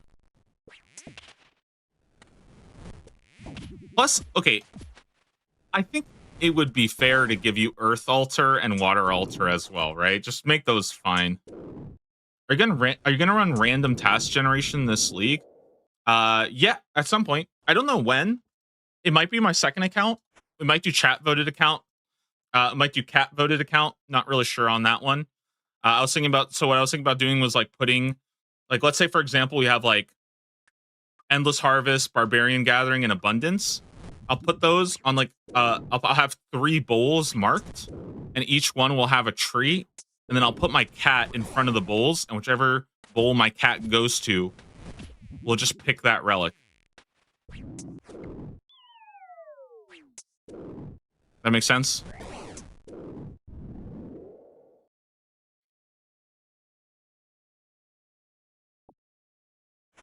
Wait, guys, we might get a reveal in like 2 minutes. I'm gonna quickly go grab myself some water real fast because I want to make sure.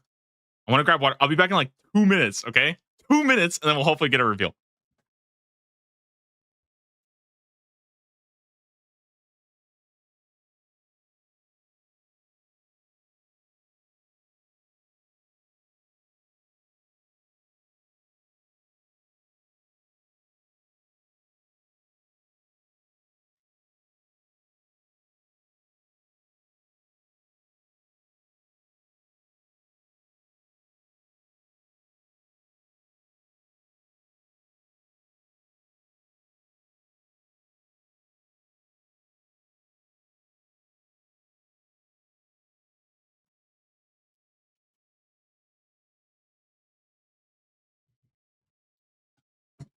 Okay.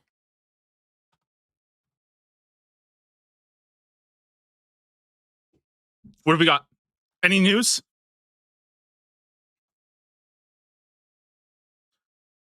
They say if we have Eagles Peak for box traps. Yes, Eagles Peak is auto completed, so you'll be able to do all that. That should be fine.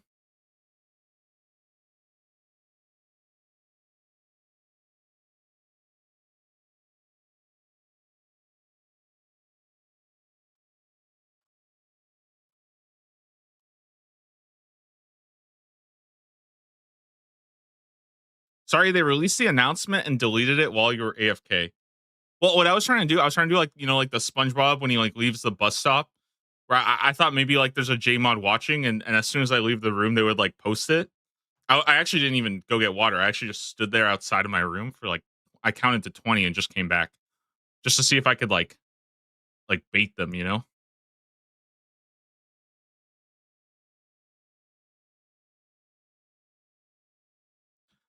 Dude, we should get it soon though, okay? I'm excited. Let's just chill for a bit. Empty some of I have so much stuff here. Oh my god.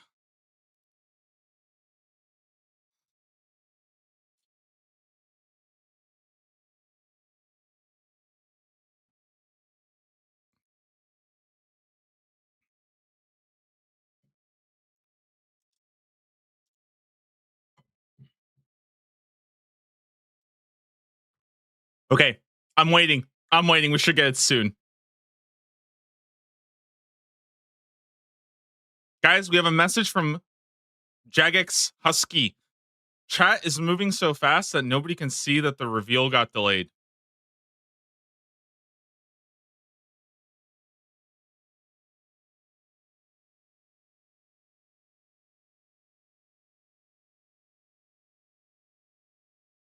Unbelievable. What a bunch of liars. Nah, we're gonna get something right now. I believe. Let's go get the blog up. Let me get the blog up. Start refreshing.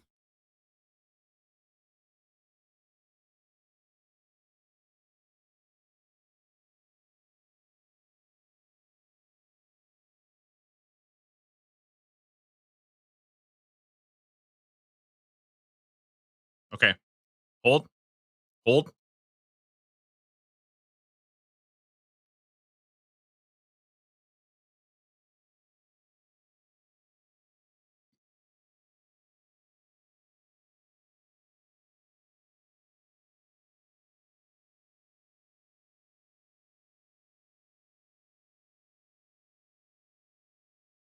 Come on.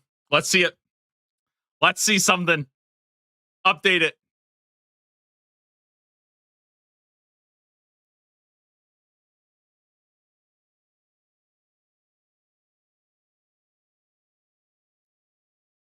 It is currently 9 a.m. Come on. Let's see something. Give me some good news.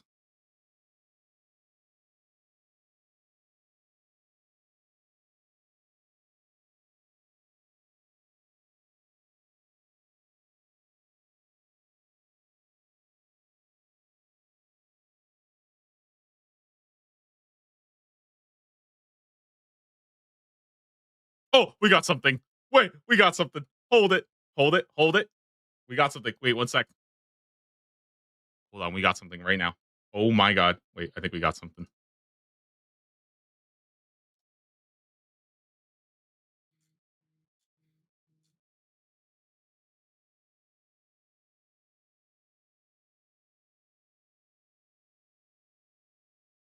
Update. Come on. Hello?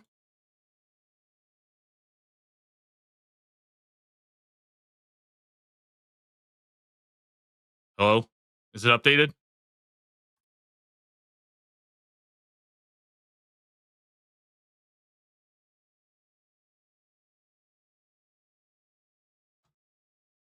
Wait, hold on. Let me see this. Let me see if I can get this real quick.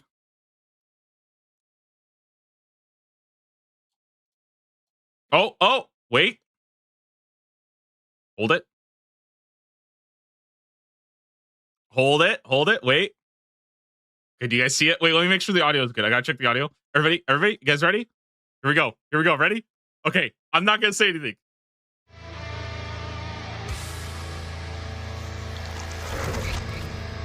Was Slayer? I think that's Slayer, right?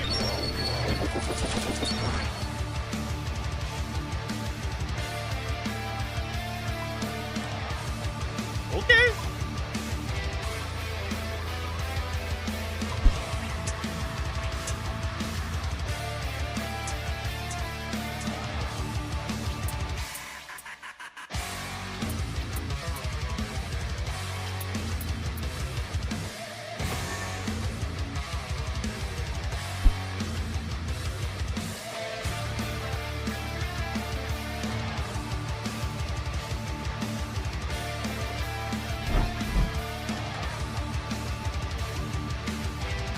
Yo, damn, that's pretty cool. That is pretty freaking cool. Okay, excited. Okay, that is exciting to see. Wait, hold on. Let me see if the blog has been updated now because I really, really want to see this. Um, I want to see if we have the full information on it real quick. Okay, I want to read this, dude. That was crazy. Okay, Slayer. Let me see if we can get the full information on it. Is it updated here yet? Um, dude. Okay, hold on. So let's go through it. Okay, let's go through it one more time. Okay, so we got it's tier 6 culling spree. Tier 6 culling spree. You can choose from 3 options. That's pretty cool. That's pretty cool. Um okay, so usually when it comes to the Slayer tasks, I think they always kind of go back and forth on this where um sometimes I feel like it's they want you to be able to do everything on task, but then that also creates like I don't know, it kind of does in some ways take away from the Slayer skill. So I think maybe having 3 options is kind of cool. So we'll see. Dude, I feel like the superior change though. This is what actually makes it so sick. This thing right here, 50% chance of a superior spawning. So it's like the it's like you know what I was thinking of like the Russian nesting dolls. Like this superior pops out and it's just another superior. This looks I don't know. I think this looks pretty good, right? Like the superior is pretty good. Um I feel like this is gonna end up being a lot of experience, right?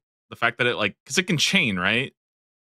So it would be uh so you have 50% chance of getting a second one, and that means you have a 25% chance of getting 2 more. Like that's pretty good. Like on average, that means like I think the way that works out is if you do a what is it, a convergent series of infinite convergent series, that means that every single time you get a superior, it's functionally 2 superiors, right? Because like when you do 50% at the prayer altar, the wildy altar, it becomes like essentially the same as 2x. Okay, I think the blog has been updated. Wait, let's read through it. Let's read through it. Is there an increased superior rate? I feel like there's got to be an increased superior rate. That's what I wanted to know though. What the superior? Because if it's a shitty superior rate, then this is terrible. Oh, there it is, tier 6. Dude, tier 6 is kind of far, no? Oh yeah, you guys are. Oh yeah, actually, that's a good point. We already get this. So we get bigger and badder unlocked. Slayer points are 5x and 1 in 50. So it's 1 in 50 for superiors. So essentially, you can almost read this as a double chance at superiors, right? That's kind of how it works, right? It's kind of like a 2x chance, right? Does that make sense? Is that easier to understand that it's almost like you're getting 2 superiors in one as opposed to the 50% chance of it like nesting? Hmm.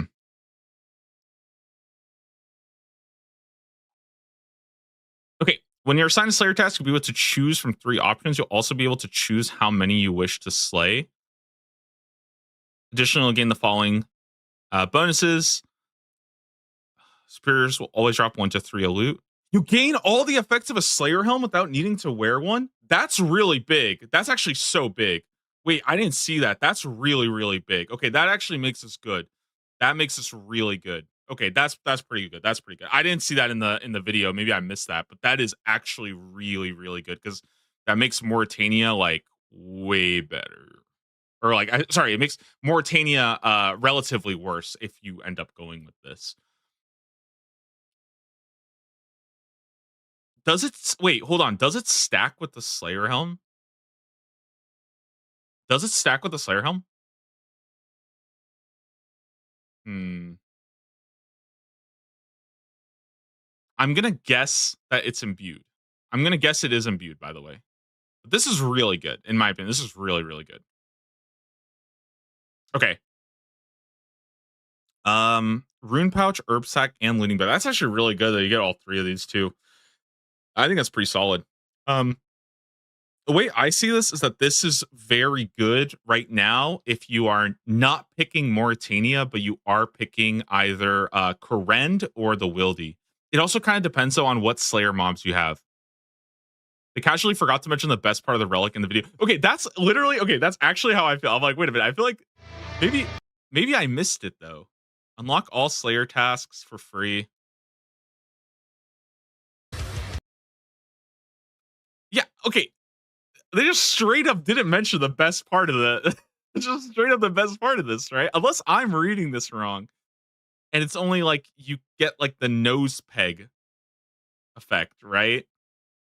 That's like that's the only way I can kind of read this.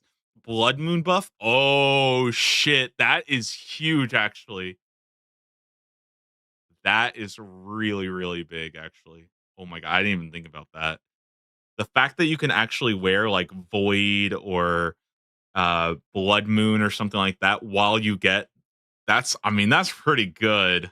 Damn.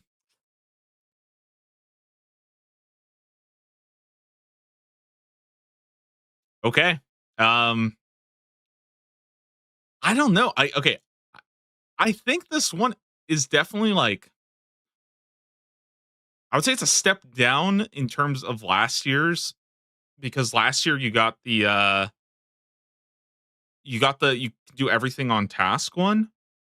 However, I think that because you get the Slayer Helm permanent, it's more like versatile. Like you can use it in more different places. Does that make sense? So I think it's actually like pretty decent with that in mind.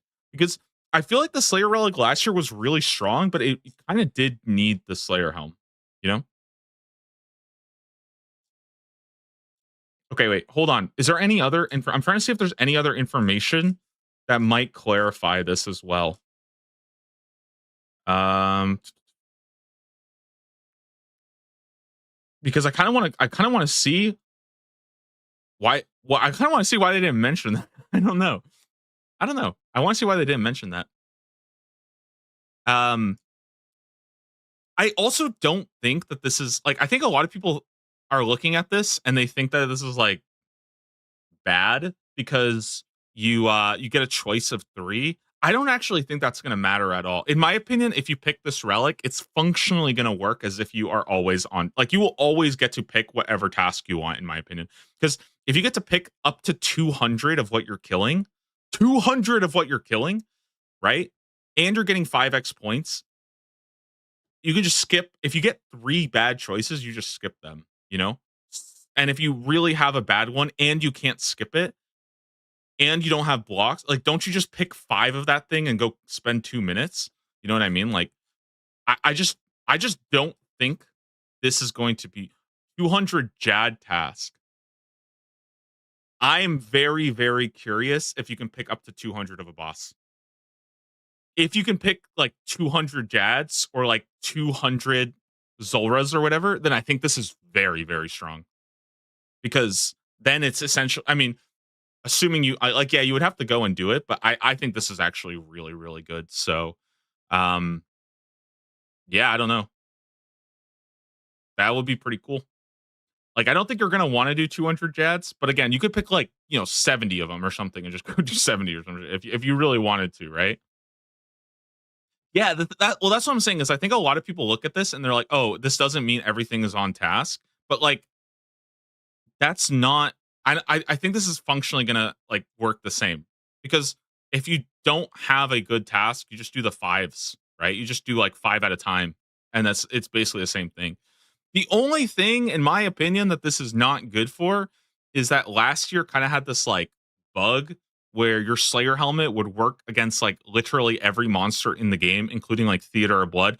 That was 100% broken, guys. Let's be real. That was 100% broken. That should be removed, right? Like that is not okay. That's not okay.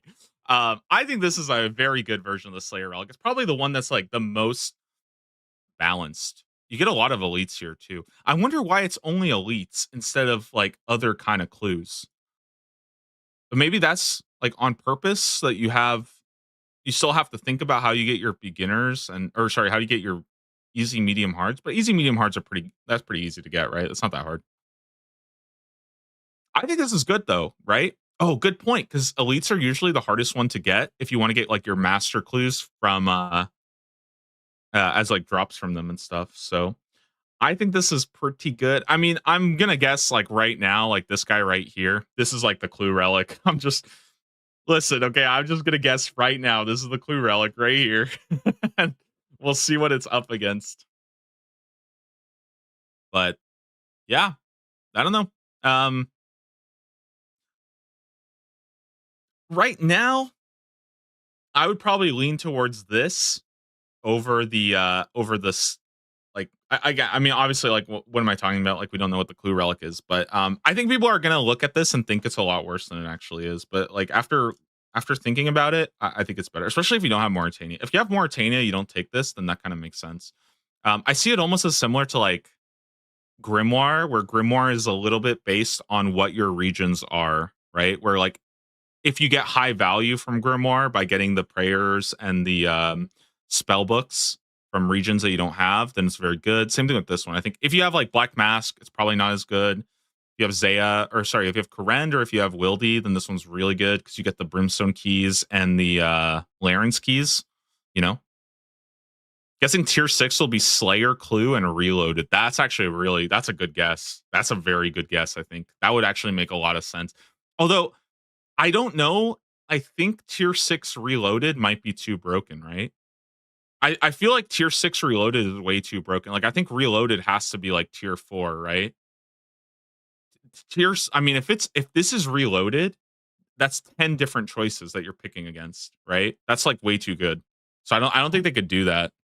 Could also be Clue Relic and Infernal Gathering. That's a yeah, maybe. But then I think it's just abundance into you go abundance like every time and then culling spree and just dodge Infernal. Because okay, so the only thing I have about Infernal is that if Infernal is tier 6, that's kind of late. I think you would want Infernal to be like here to get benefit from these guys because tier 6 is kind of late, you know? What is Reloaded? So what Reloaded does is it lets you pick a relic from any of the previous tiers. So like let's say for example that this was Reloaded, and let's say you picked like 1, 2, 3, 4, 5, and then you don't like these guys, you would pick Reloaded and you could pick any of these 10. Any one of those 10. Sorry, you don't get all 10 of them, but it's like the thing that makes Reloaded so the kind of balance lever of it is it depends on how far it is, right? Because like let's say Reloaded was right here, it would be probably dog shit, right? If Reloaded was here on tier 6, that's so many more options that you get to pick from. So, yeah. Slayer Relic kind of nerfed? I don't think so. I think this one's actually like better, honestly. The only reason why Slayer Relic is nerfed is because you probably won't be able to use Black Mask everywhere. And that's like in my opinion, that's like a problem on its own. So that should have been gone anyways. And I don't think that that's like a fair comparison. But this, in my opinion, this makes Slayer Relic more appealing outside of Mauritania, and that's really good. So I think it's really, I think it's really solid. Like I don't know, I don't really have any issues with it. I still want to see though if you can get 200 of a boss task because if you can't get 200 of a boss task, then I don't think that that's like great. You know what I mean? I think it should have increased the superior spawn rate. I mean it's already 1 in 50, right? So you're basically going from 1 in 50 to like 1 in 25 because the way that the 50% works is that every single time you get a superior, it's kind of like you have two superiors. So um functionally it's like doubling the rate. That's how it will math out. It's as if it was double rate, you know? Whip was at 1 tick speed. No shot Whip was at 1 tick speed. You are not about to tell me. Is that how they're gonna make Kandarin? There's no way they're gonna make Kandarin good by making the whip one tick. That's busted as hell. There's no shot. Okay, my video is bugging right now. I think the video is just sped up. Yeah, wait, let me take a look real quick. Hold on. There was no way, right? I think it's sped up because they're moving way faster. Yeah, this looks super. Yeah, this looks super. This is. There's no way this is real. It's just on fast forward.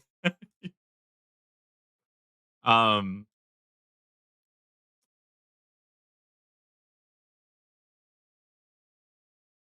Okay.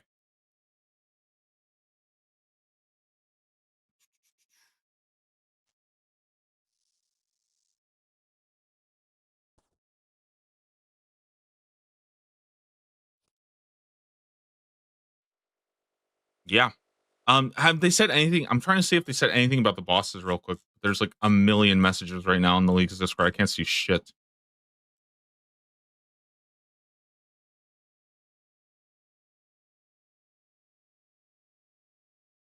Um. Oh, one thing I want to point out, by the way. In my opinion, people sleep really hard on Slayer stuff. I feel like the Slayer ones are a lot better because of Echo bosses, right? So you have like let's go through the list of like Echo bosses from last year, right? Echo Thermi, 93 Slayer, Echo Ascarnia, or not Echo Ascarnia, Echo Serb was 91, right? What else do you have? Grotesque Guardian 75. That doesn't matter as much. CG doesn't have a Slayer requirement. I'm talking about Slayer boss versions, right? And those three are pretty high Slayer requirements, right? I guess it depends what they change. Like maybe it's like Echo Alchemical Hydra, then that gets a lot of value too, right? Obviously, again, they might change those, they might not, but if those are the same Echo bosses, I think this goes up a lot. Araxite Echo, yeah, good point. If it's Araxite Echo, then these Slayer ones go up. But I feel like you don't pick this with Mauritania, probably, right? I don't think you pick this with Mauritania because you're kind of losing the value. But then again, you could also just go with set effects. I think that's the cool part. Honestly, I think that's the cool part of this is set effects. I don't know. I think that's like the coolest thing. Unless it's stacked. If it stacks with Slayer Helm, then Mauritania is still really good with this. But I think I don't know. I just like the fact that like right now I'm just thinking of Blood Moon Boppers or like Elite Void with it is like really, really good. So those are not even Elite Void, but just regular Void. Same thing with like any of the moon sets, the Eclipse set, the Blue Moon set. Those are all really, really good. Yeah, I don't know. I think this thing is pretty damn solid. It's like what you're getting a lot of extra damage while you're doing on task. And you can kind of do a lot of different things on task. Um,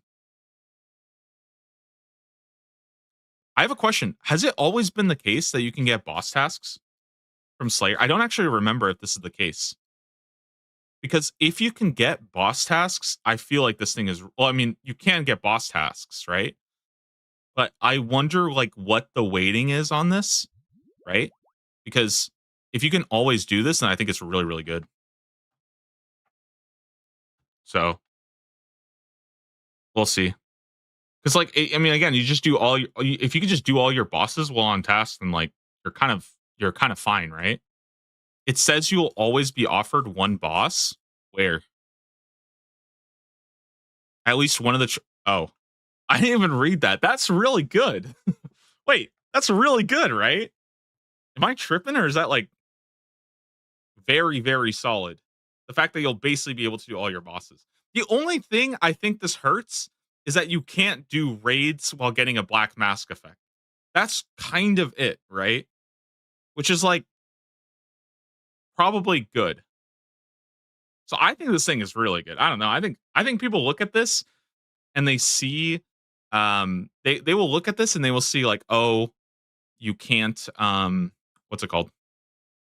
You can't do everything on task, and I don't think that matters. I think it's like not really a big deal. It's like a very, very, very minor step back, but the rest of it is really solid. So also, even if this is against a clue relic, I think a lot of people probably forgot that the clue relic last year wasn't as good because I think they've been cutting back on how many clue tasks you can get. Wonder if you can choose 200 bosses. That's what I'm most curious about right now. I think if you can choose 200 bosses, it's pretty damn good. I don't think it actually matters too much at the end. Like I don't think it that's not like my deciding factor, but it would be really cool if you can like pick 200 Vorkath and just send 200 Vorkath. You know what I mean? Like that would just be really really solid. So, um yeah, I don't know. I think this one's in a good like pretty healthy state. I kind of feel like this is the most balanced Slayer relic we've ever had, probably. It really depends on what the clue relic is, though, because like again, I'm just gonna assume that it's up against the clue relic. That makes sense. Um, Personally, though, I don't really like clues being such a big part of leagues. So I'm like, obviously, I'm leaning towards Slayer right now. This might be enough to make me not want to go Mauritania. By the way, I feel like I don't really want to do Mauritania anymore with this. Honestly, I think getting the set effects with the Slayer helmet kind of makes a black mask like really not as necessary. So, do we cut Mauritania from the plan right now and go Wildy instead? So the plan would be Desert Tirinwin Wildy DTW. Hmm. I don't know, man. Wildy Desert Tirinwin, huh? The only problem that I have with that is that it doesn't have like a nice sounding abbreviation to it. And I basically choose my relics, or sorry, I choose my regions entirely off like what three letters sound nice together.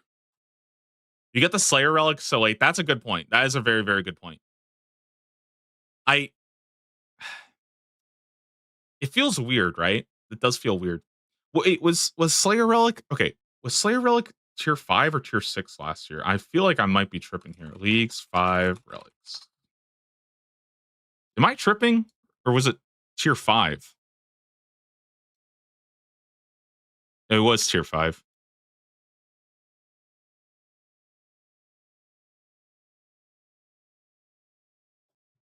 Hmm. I I don't know. I kind of think that this one is actually worse. I'm not gonna lie. I think this one's worse because you don't get the Slayer. You don't get the Slayer helmet at all times. So I actually think this one's just straight up better, right? Like it's just straight up better. I really do. I think that this it's kind of crazy they didn't mention this to the point where I legitimately wonder if this is like not correct. I kind of want to get like confirmation on that. I'm very curious why they didn't put that in the video because that seems really, really fucking good. I also wanted to like kind of depends on if it's imbued or not. It would make no sense at all if it's not imbued, but I really hope it's imbued. You were always on task, while with this one you aren't. Yeah, but you're getting more benefit outside of Mauritania from this one by far, and you can get the set effect of something else without needing it, which is really good. And I think like a lot of people say like you're not always on task. Yes, but this makes it so easy to always be on task. You get three choices, you get 200 of whatever you're doing, right? Um, no, one thing is that you can't like extend or speed up your tasks, I guess. But I mean, that doesn't really matter. It would be cool if there was like a toggle for this. Not always being on task nerfs Brimstone keys a bit. It does, but it also means that you can get away with not getting Mauritania for the Slayer helmet. I think this matters to me. This matters a lot more because you will basically have like infinite points with this. Like, yeah, you just pick 5 of whatever you're doing, and you'll have literally infinite points. Like you're passively getting 5x the points. So unless you're literally skipping like 95% of your tasks, I feel like you're going to be just fine. This is so big. Like this is so big. I don't know. I think this is so big. And also you don't have to do any unlocks. Like you guys are saying this one is bad, but like think about how bad it's going to be training Slayer without this. It's so much worse training Slayer without this. Like you're actually going to be kind of screwed. So I don't know, man. I think this one's really good.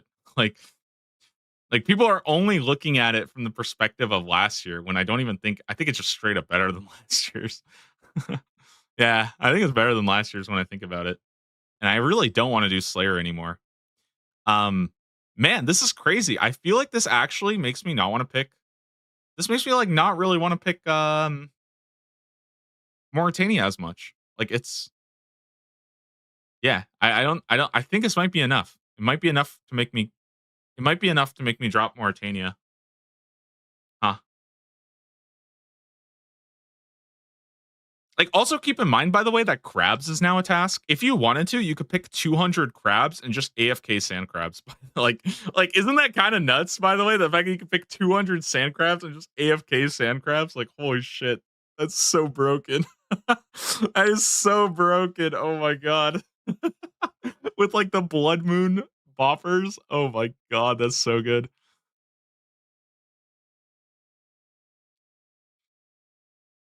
This relic is bad. I don't want to have to run to the Slayer Master 400 times. I mean, you're probably gonna be using like Duradel, right? So you just get your Karumja gloves, or you do Xanaris, talk to the Slayer Master there. Um, you could NPC contact, but again, you need Lunars for that. I think this is gonna be fine though. I don't think it's gonna be that bad. Will crabs even be on the list? It's generally combined and pruned from the normal list. Last year they changed that, and the way it works now is basically if you have any monster in that region, you should be able to get it as a task. So it's not like a nerfed and pruned list anymore. At least that's how it was last year. I wonder if they changed that. So yeah, I think that's how it works. But if you have anything you can do, it'll be there. So how do you get Crystalia if you pick the wilderness? Isn't she in Mistlin? Yeah, they talked about that. I think the way that they said is that I think they either said that they're going to move Crystalia to Ferox Enclave, but isn't it the case that you just like all Slayer Masters just work the same anyways?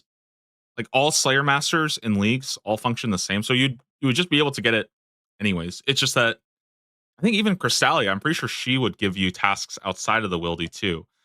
So as long as you're killing stuff in the Wildy, you will still get keys, right? They have different task lists. I don't think so. I think in leagues it's completely different.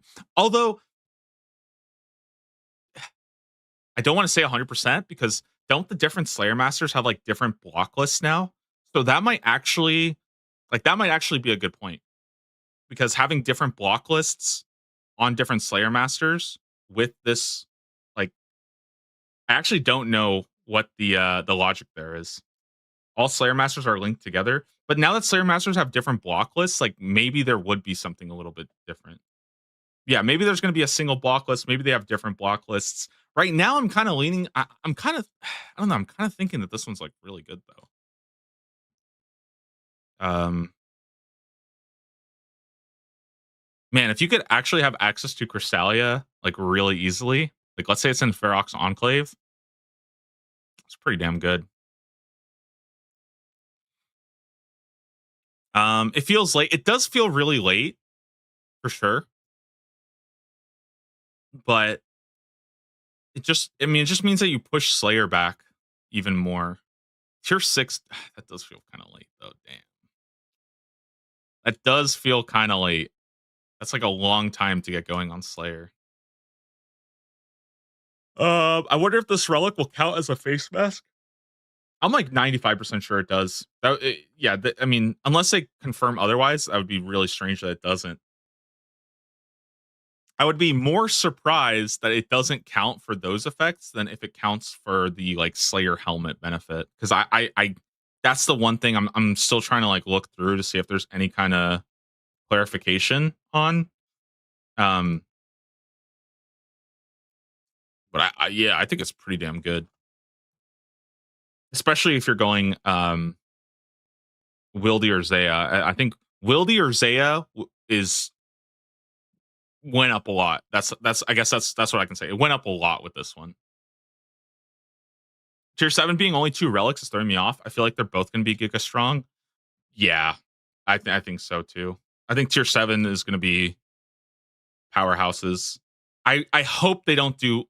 You know what? No, I don't think they're going to do Banker's Note versus Total Recall again, though. I don't think they're going to do that.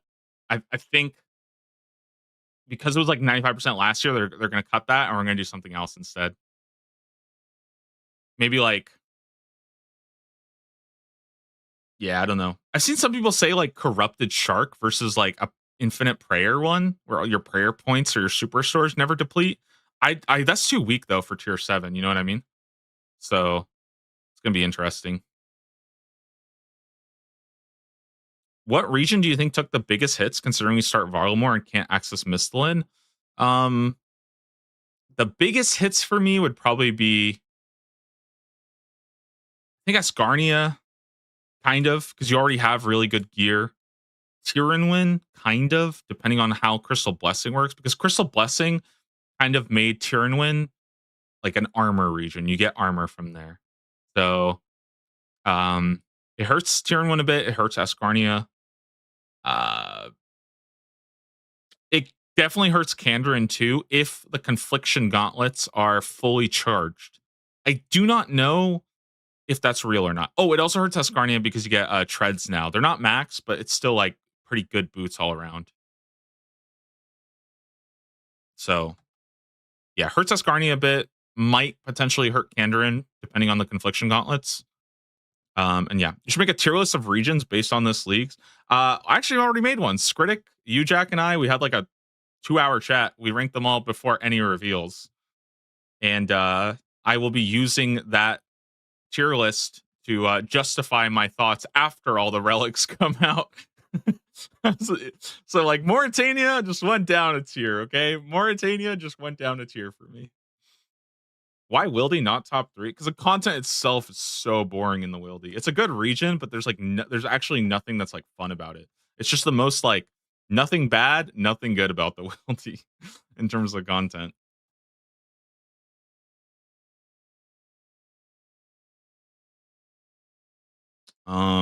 Yeah, I think I don't know. I this one's really good. This one's so good.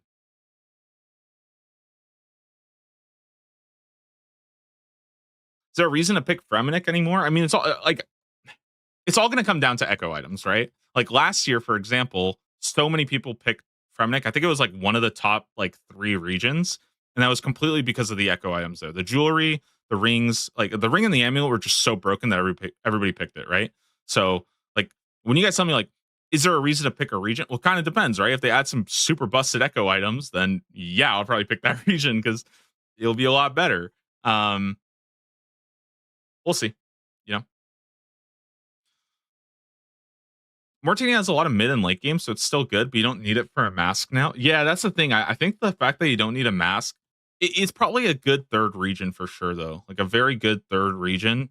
The only other thing I've been thinking about with Mortania is like maybe you could do it early so you can get Barrow's gear early to help you with moons. To me, though, I don't even think you'll really need that. I feel like you could probably get by with like some kind of rune armor, or honestly, I think even Addy armor, you're probably fine. Like, I think moons will be okay to do with weaker gear. That was like my one thing I was thinking about, but I don't. I think that's like unnecessary. Like, I don't think it's necessary. Um,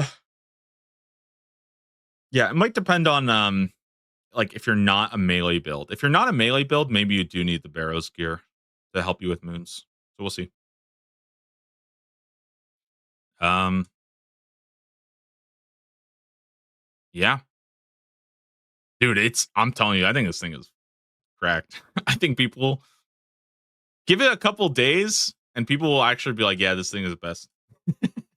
It's just the best. Even if we don't know the others, it's just the best. Yes, we're all picking Kandarin if it has a good echo item. Well, the thing that's funny about Kandarin is I feel like a lot of the Kandarin slander comes from like last year's leagues where it was like by far the worst region. But then people will just like conveniently forget that literally everybody picked Kandarin in leagues too. And it was also like top 3 regions in leagues 4. So Kandarin's only been bad for 1 leagues, and people are acting like it is just the most dog shit worst region of all time. Like everybody was picking that in leagues 2 and leagues 4. Like I don't know how people are just like the recency bias is completely crazy. I don't know.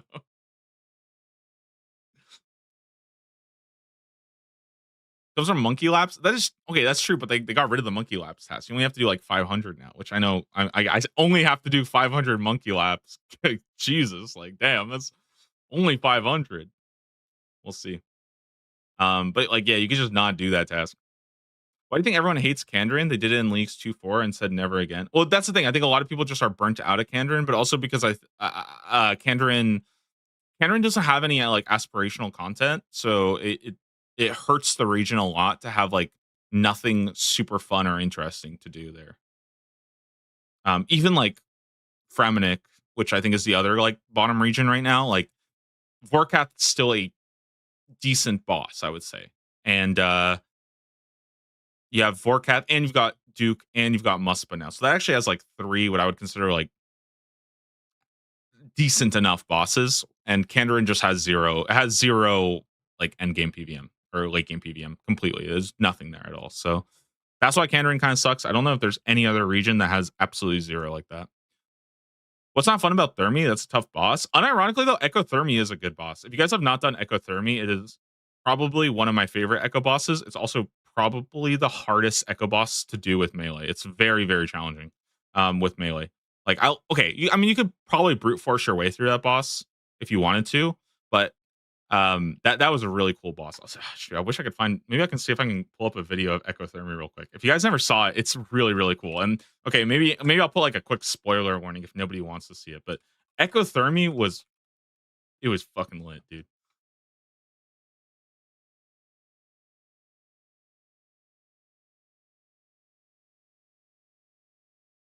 Okay, there's a 10-minute guide on how to do the boss.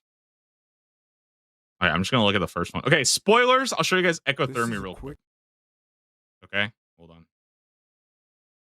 If you don't want to see the fight, look away. Okay, avert your eyes. Okay, let's go. Guide for the thermonuclear smoke devil. We're gonna skip this. Let's just get into the fight. The way that I messed up there. Okay. Oh, I just realized That was I needed to get a ranged attack off, or Thermi would. Okay, let's just see the kill. Range to the enrage phase. Wait. Now you'll just weapon. Okay, here I think it's a kill. Look for the most eastern northern tile.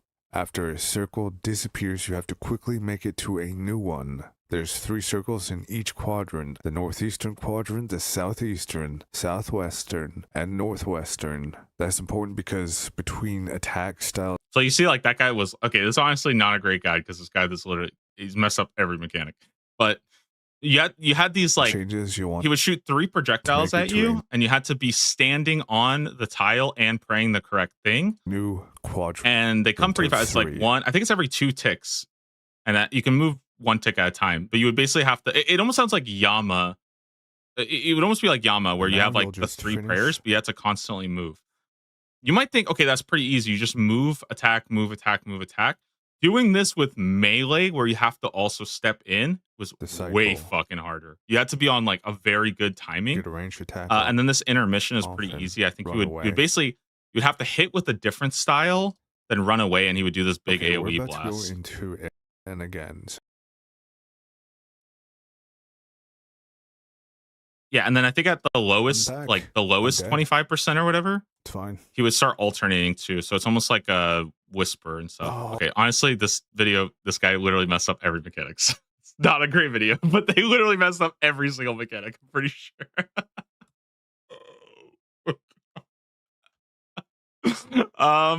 Sorry, I don't want to call them out, but that is. Oh man. Yeah, there's some cool stuff there. But But it was a cool fight. Ectothermy was actually a cool fight. So I don't want to. I will not take Thermy slander. That fight was really cool. Probably one of my favorites.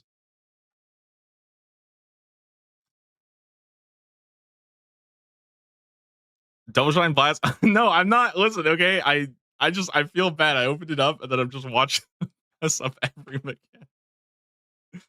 What's the thoughts on today's relic? Okay, so I'll kind of quickly give my thoughts on it, but basically, I think it's really, really good. I think people are sleeping on the relic because right now they're comparing it to last year's Slayer relic, which was that made all your stuff on task, which is fine, right?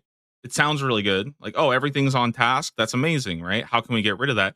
Well, the thing is, because you have 5 times Slayer points from tier 3, and because if you want to, you can choose 5 of a boss, right? 5 of anything, right? It means that you can very, very quickly get all of your tasks like done. You can get a ton of Slayer points. And because you have 3 choices, you get 3 choices up to 200, you're probably going to be always on task. Like you're basically always going to be on task. And then this is the most important thing for me. I think people are, if this is actually how it reads, you will gain all the effects of a Slayer helmet without needing to wear one. If this gives you the damage boost, and let's assume it's imbued because I think that makes the most sense, this is really, really, really good. Like very, very good. So it means you don't have to go to Mauritania to get the Slayer helmet effect. So I think it's very, very solid. This feels like you're always on task, but with extra steps. Maybe. I wonder if the always on. I don't know. I guess like this is going to be a little bit of a controversial take, but for me, I think that the thing that makes Slayer fun is the fact that you have to manage your points and you have to sort of pick your Slayer tasks. Like that is Slayer for me. And even though always being on task is a cool effect and it's very strong, I kind of feel like it takes something away from the skill a little bit, you know? Yeah. So I don't know. I like it. I think this one's really good. I really like this. You'll gain all the effects of a Slayer Helm. Like, I think this is really good. So I don't mind it. And I think the choice of 3, considering one of them is always going to be a guaranteed boss. I haven't been able to like confirm this with a JMod. Like I didn't see anything that they posted. But if you can pick 200 of a boss, by the way, that's like really solid because you'll just like let's say you're killing I don't know. Let's say you're doing Cerberus, right? Well, I guess that's not a good example because you would just have Hellhounds. Okay, let's say you're doing like Zulrah. You just pick 200 Zulrah and then you just go slam out 200 Zulrahs. Shaman's a tier 6. That's the only thing right now that I'm a bit like unsold about. So that's a good point, Critic. I don't actually know how to feel about that. You know, it is a lot less Slayer experience. I don't think so because I got so much free like there's like a certain point where you will get so much Slayer experience that it doesn't even really matter. Yeah. And doesn't this, I mean, you're getting twice the amount of superiors, which you didn't get here. So what was the rate of superiors last year? It was 1 in 50. So you're doubling how much superiors you get. Doesn't that alone just give you a shit ton of Slayer? Right?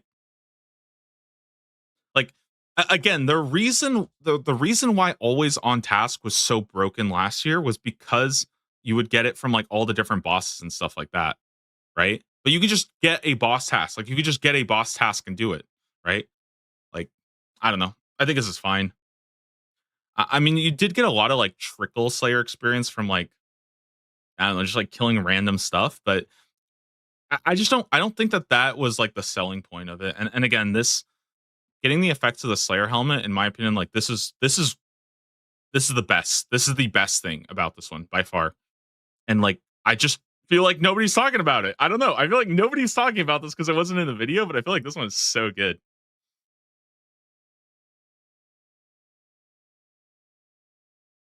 Even if you roll a boss task as one of your 3, isn't another roll to get lucky with the boss you want? Oh, I don't know about that either. Like if you could roll more than one boss. I mean, okay, it says at least one of the choices will be a boss. So I think you're actually right. I think this is like I don't know. The way I see it is I feel like 100% of the time, if you want a task, you'll be on task, right? The only, I guess, thing that this is bad for is if you want to go do like 10 Kraken and then you want to go do 10 Araxor and then you want to go do 18 KBD and you're just like mixing it up constantly. But if you're just sitting there and grinding like 100 at a time, I don't know. This just seems like it's going to be so good. Like, it's just going to be so good. And it's going to kind of function like you're always on task. Especially if it is 200 boss tasks, because that's pretty damn good. I would not recommend picking 200 of a boss, though. Pick like 100, you know? That's what Iron Higer did for last league's Rushing Dragon in the Wildy. Beat everyone by like days. Yeah, to me, this seems like the best one for sure. I guess like if you're going Mauritania, maybe not. But like I feel like you just get like Black Dragons, you slam out 200 KBD, right? You get Spiders, you slam out 200 Venenatis or whatever, and you just do that on repeat. And yeah. Would it work with the Echo Bosses? I believe it does work with the Echo Bosses. Yeah, that's how it worked last year, right? Echo Bosses did benefit. Best one of one. Yeah, okay, that is true. I can't really say too much. I can't really say too much about how good it is compared to the others. But like, I'm just assuming this is going to be a Clue Relic, and I have a really hard time imagining a Clue Relic that beats this. So much worse than last year's. I think this one is absolutely better. If I had to choose this one or last year's, I would probably choose this one right now. Off the top, like I think I would. I feel like people are sleeping on getting set effects while having a Slayer Mask benefit. That is really good. Like, dude, that is so good. Oh my god, guys! Like, look at this. Okay, like look at the Blood Moon set. Remember, this is gonna be everybody gets this, right? Everybody gets this. Blood Moon armor, right? So usually you can't do this because you have to be wearing the black mask. Even last year, by the way, you still had to have a black mask, which was only in Mauritania, right? So you only got the Slayer helmet benefits if you were in Mauritania. Otherwise, fuck you. You don't get anything, right? So that alone is already, in my opinion, a pretty big perk. But now that you get it without even needing the helmet, you can actually get the effects of the Slayer helmet while using set effects. So that's Void, that's Blood Moon, that's Darox, that's all of that stuff, right? I don't think it is good gameplay that you have to bring the black mask to every single piece of content. And this is sick. Like, it's basically, how can I say this? The on task benefit is easier to work around than the Slayer helmet is always on. That is a perk that you cannot work around. You cannot work around it. Does the wording mean it's a permanent 15 boost, whether we're on task, or is it just on Slayer, or just on only on task monsters? That's how it reads to me. Only on task monsters. Just won't work for raids. That is okay. So that's true, but I think that was 100% bugged. I think that 100% needed to get. They needed to remove that. The fact that you would get the black mask effect while doing raids or doing Coliseum was. I don't think that should have been in the game. Like, that's. Yeah, I don't think so.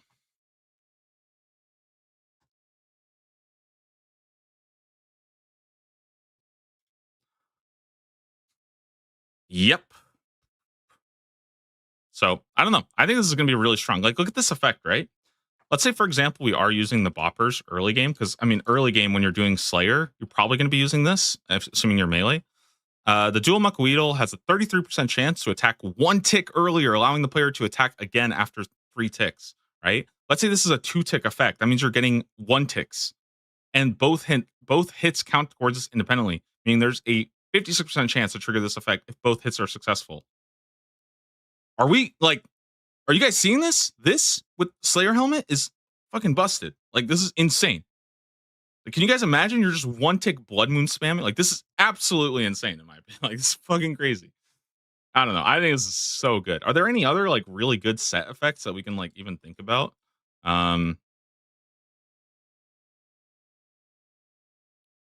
Let's see, like OSRS set effects.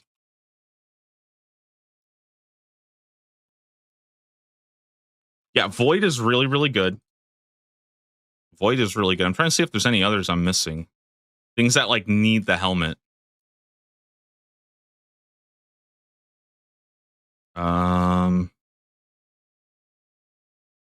Serp Helm. I mean, I don't know if that really matters, right? Just trying to think right now. Okay, so yeah, Void is really good. This is big buff for Ascarnia. I guess a decent buff for Sheeson. I don't know how people are doing Lizardman Shaman. I don't remember. I guess you just do the diary anyway, so that doesn't really matter. Justy doesn't really matter. Inquisitor doesn't really matter. Virtus doesn't really matter. Good for Barrows. Actually, pretty good. Whoa, pretty good for Obsidian, no? Oh, I didn't even think about that.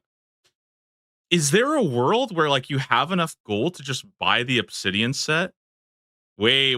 Is there a world where you have enough to just buy the Obsidian set and you just run that with like it's expensive, bro. It would be really expensive. But like this might go kind of hard.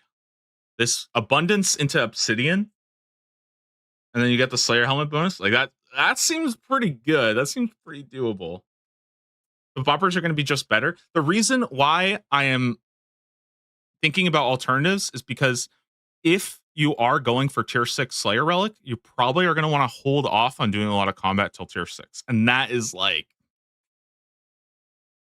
that's a little bit rough, you know, because the idea of holding off combat until tier 6 is really, really crazy. So if it was tier 5, yeah, but like, I don't know. The thing is about Obsidian is you don't really have to do that much combat. You could get away with like, you don't have to like go and grind moons out, for example. You're saying farm moons with Obsidian? I'm saying that you can like potentially skip the moons grind.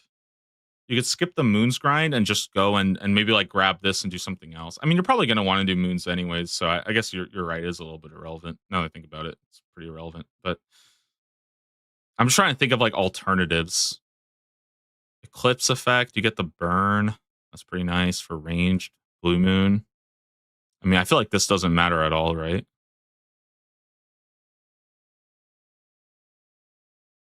I don't know, man. I think Blood Moon boppers are looking crazy right now, by the way.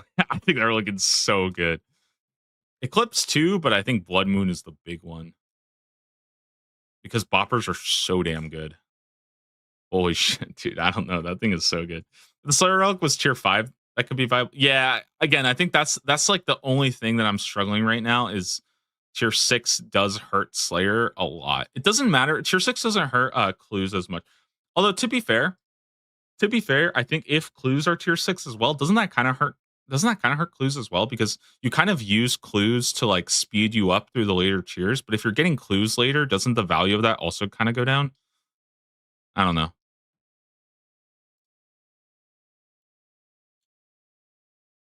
I feel like if I had to choose this one or last year's Slayer Relic, I'm currently saying this one's just better. Yeah, like hands down, I think this one's just better. Is it good with the crystal armor set? So, yes, it is good with the crystal armor set, but it's not as like the reason why it's so good with the Blood Moon set is because you need all 4 of these pieces. So if you're wearing a Slayer helmet, you don't get the set effect.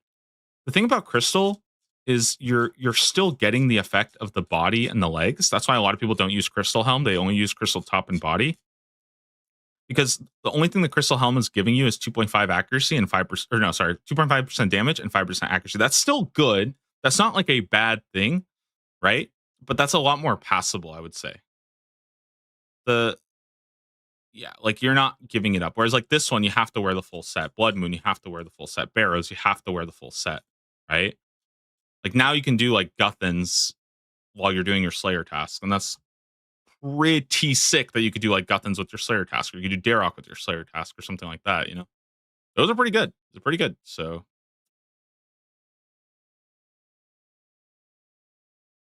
I don't know, man. I feel like that's pretty solid.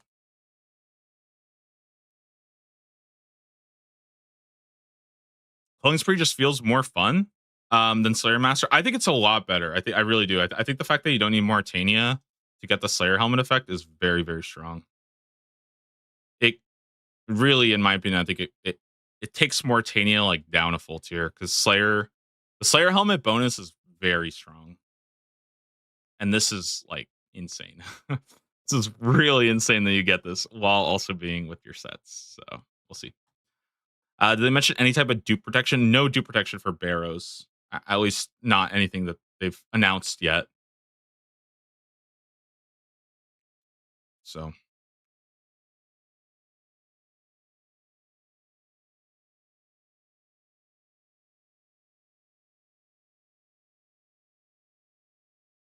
Hmm.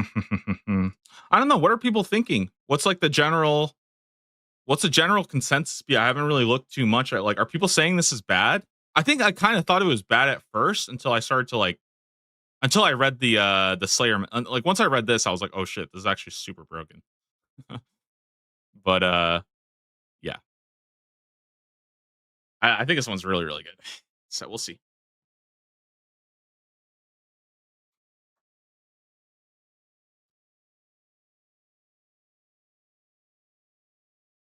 You're already strong with all the combat bonuses. Slayer Mask is great, but a whole relic just to be a bit more OP.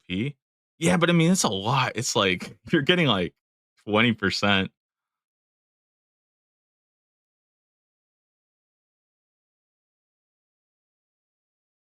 It's good if the goal is having fun and doing more damage, but I think it's longer to rush Dragon than the last Slayer relic. Yes, I would agree with that. Yeah, I would probably agree with that for sure, for sure, for sure. Because if if you chose Slayer last time, you basically got like passive. You got like passive Slayer experience, and that was really broken. The fact that you would just passively get your Slayer experience up was really, really good. Um, I don't know. I feel like the way they worded it now makes this like the most. How can I say this? I think this makes it the most fair version of Slayer, if that makes sense. You know, that to me makes this like not as restricted to Mauritania. Because I always feel like the Slayer relics in the past, it almost felt like you had to go Mauritania, and this just to me seems like it's easier.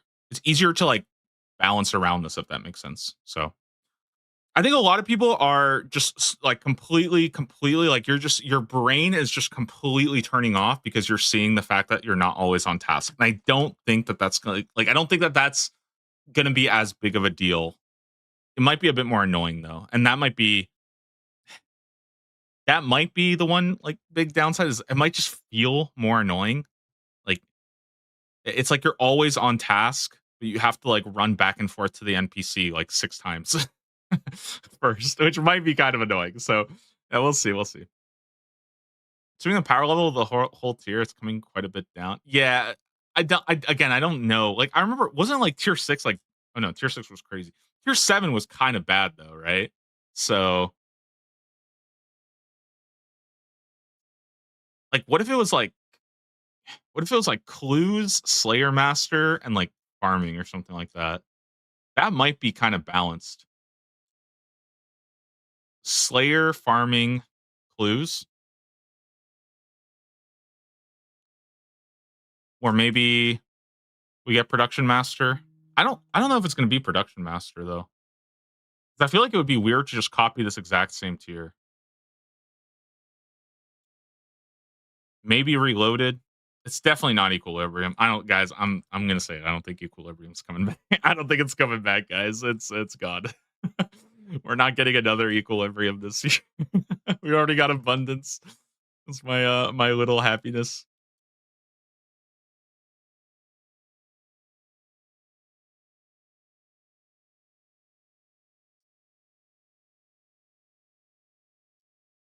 It's a waste of mental energy saying it's different from last year. Kind of. People will compare stuff from years before because that's what they're like used to experiencing, right? And right now, a big general trend I'm seeing is people are saying that last year's was a lot better, so it feels like a step down. And I disagree. I think it's actually a step up, especially if you're not going Mauritania. It's a pretty massive step up because it makes it a lot more universal to run this if you don't have Mauritania. To me, this puts it almost at like Grimoire tier, where it is going to be very dependent on your regions because you know same thing with Grimoire. You're picking the regions already. Like it loses value. This one also loses value. However, the fact that you can wear the set effects makes it like not even that much of a like. I don't know. I just think set effects combined with the Slayer helmet bonus are very, very powerful. And that's to me, that's almost like a selling point on its own. Yeah, I don't know. That seems really, really strong. Slayer is easy in leagues. I don't know, man. I feel like Slayer is not one of the easiest skills. I think it's kind of annoying to train Slayer. Like you can get a lot of shitty tasks doing Slayer. I would say Slayer is like a bottom 5 skill without the relics. So yeah, it's kind of down there for me. How much relevance is it going to have in the later game? I think it's going to have a lot, right? Um, depends on your regions, I guess, but isn't like almost all the bosses you can kill, you can just do what I mean, you can just do like Slayer boss versions of them, right? So when you're doing Kraken, Thermi, Zulra, Gauntlet, I believe is a boss. Let's go look at boss tasks real quick. Wait, let me look this up because I think that to me this is like the big one. This is why I don't. Okay, look at this. Okay, let's look at the exceptions real quick, actually, because that actually matters. Corp, Hispori. That's actually kind of big, by the way. This is actually kind of big. Skatizo, nobody cares. Obor, not in the game. Bryo, not in the game. Mimic, nobody cares. Nightmare, kind of big. This is oof. Mauritania, ugh, hurting. Next, fuck that boss. Nobody even likes this boss. Perilous Moons, whatever. Huey, whatever. A Moxliaddle, you can just get lesser Nagwas, so it doesn't matter. Royal Titans, you get Ice Giant or Fire Giants, doesn't matter as much, I guess. Yama, Doom. Meh. Yeah, I mean, it's kind of sucks. But look at all the odds that you can get. Like, these are most of the bosses that you're going to be farming, like, you know, like what? There's usually 300 kills, right? There's usually 300 kills. Abyssal Sire, Alchemical Hydra, Araxor, Barrows Brothers, you'll be doing on task. Callisto, Cerberus, Chaos Elemental, you can do on task. Fnatic, Ziliana, all the God Wars dungeon bosses, really. Crazy Archaeologist, Dagonoth Kings, Duke Succulus, General Grador, Giant Mole, GG's, Krill, Calphite Queen, KBD, Kraken, Kriara, Leviathan, Muspa, Seracnus, Scorpia. We don't get the Griffin, so nobody cares. Thermi, Vardorvis, Venenatis, Vedion, Vorkath, Whisper, and Zulra. So the ones that I see is Corp and Doom. And maybe Yama, but I don't think it's as big a deal. Yama's kind of a joke when you have high damage, Yama kind of becomes a joke. So I don't know about that one mattering as much. But I think Corp and Doom are probably the two that like are probably the biggest pain points. Wait, is there a gauntlet task? Am I crazy? There's no gauntlet task, right? I just made that shit up. I just completely lied there. Or am I tripping? Not having a gauntlet task kind of sucks. But it's not like you could bring a black mask in there anyways last year, right? It's not like, okay, so it's not actually that big. Doesn't really matter that much. I definitely made that. That's funny. That was my first example. It was just completely made. Oh my god. Oh man. All right.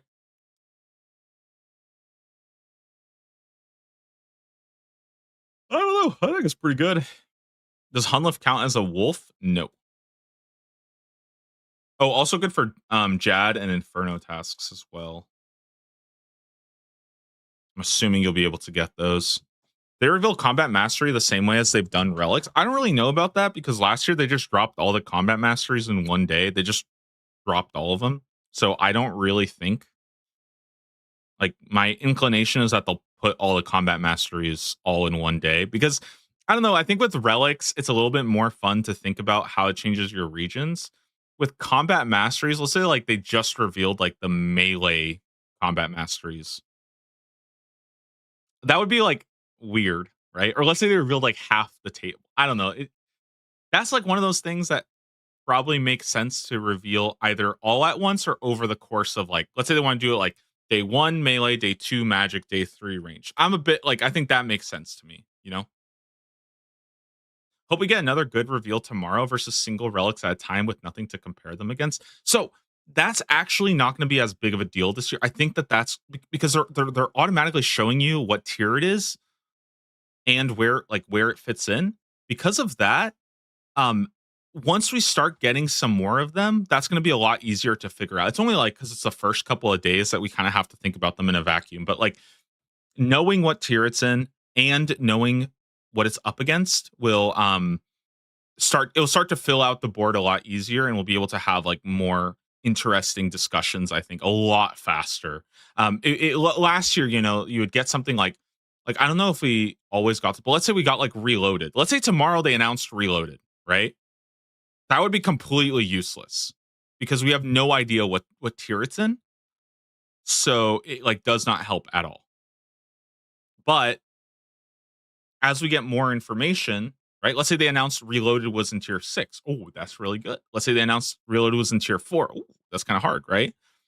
And at the very least, you'll be able to compare stuff, right? Because even if we don't know the third choice, like let's say they announce like the Clue Relic tomorrow and it's in tier. I don't think they're going to do this, but let's say they announce a Clue Relic tomorrow. It's in tier 6.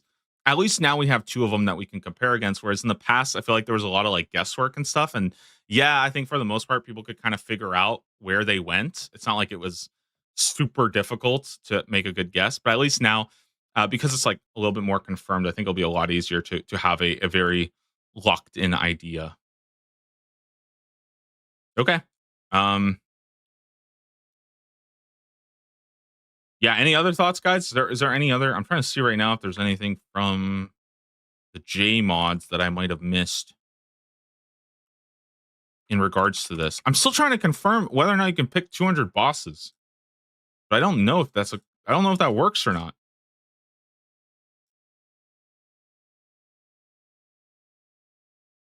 I don't know. I think people are I don't know, man. I think this is I think it feels really good. I'm predicting that you can do combat earlier because of the passive changes. With that, do you think Slayer Relic being tier 6 would make it not viable? It's so hard to say. Like it's really, really hard. Like part of me wants to say that you just skill until tier 6, but that sounds miserable. Like that just sounds so awful. I don't know. Like I don't know if I would have it in me. Like when are the big benefits to? Like I don't know. Like maybe you hit tier 5 and then you just skill your way till tier 6 with the extra 50%. Like maybe.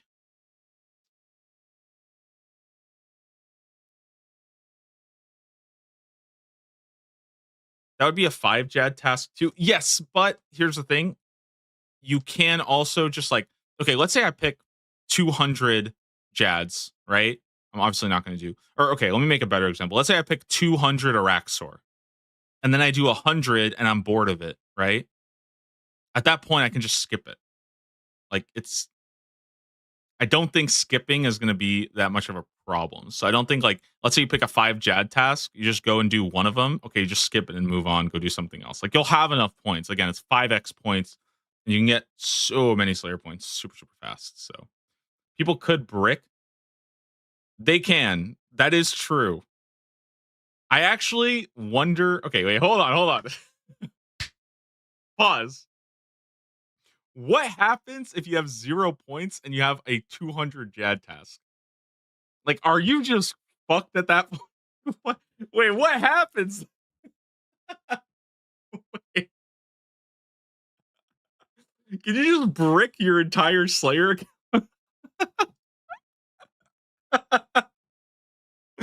Oh my god. Skip is free? I don't think skips are free. I don't think they said that. I don't think they said that. You're gonna leave the fight games every 3 minutes, 200 times. Yeah, maybe. That's gotta be the worst thing ever. Oh my god. Unlock Asgarnia. I don't think you can Turiel skip for free in leagues. I don't think you can, or I don't think you can Turiel skip at all in leagues. I'm like pretty sure about that.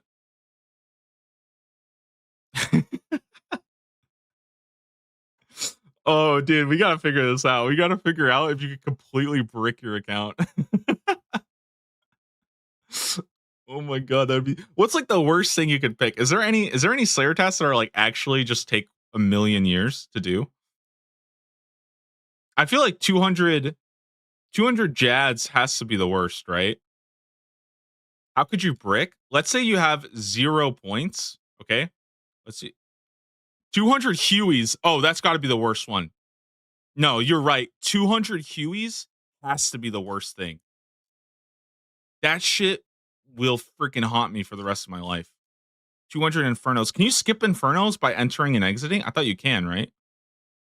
Does Konar allow you to choose where the task is? I don't think so. Oh, that's a good point. This is a massive nerf for Kourend, actually. You're actually so right on that. Oh, wait, no. Sorry. Ignore what I just said. I'm like 95% sure Konar just assigns stuff without a region. Right?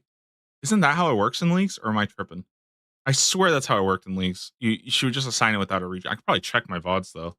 I want to see if I can bring it up. Yeah, I don't think she does region restrictions. Huey will be very populated. Yeah, there'll be a mass world. Brick usually means completely I mean, like, you'll soft lock yourself, okay? Like, obviously, if you have, like, you can never really completely, like, hard lock your account, but if your current task is to do 200 Jads and you have to spend 10 hours entering and exiting to skip your task, that is as close as you can get to never logging back in again in a league. I'm sorry. Okay. Can you imagine somebody is on a 10-hour timeout entering and exiting the fight caves? They are not playing leagues anymore. Okay. That is demonic. Nobody's doing that. Nobody is doing that.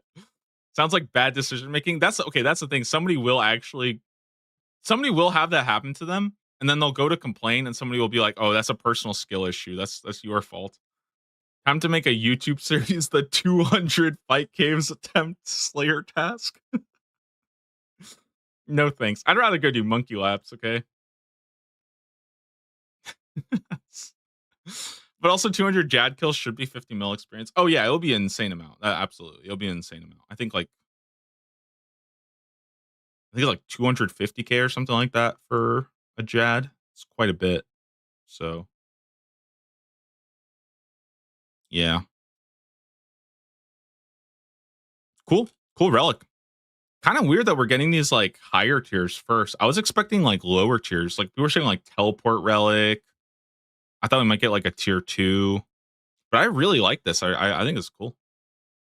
What fits that tier 5 slot if not Clue Slayer? I have no idea. I'm not sure.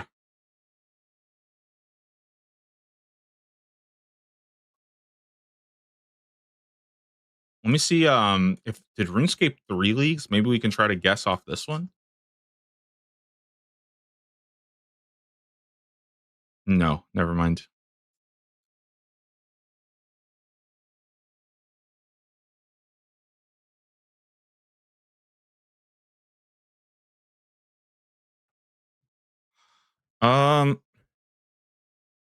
Keeping the starting route ambiguous in a new starting region is really neat.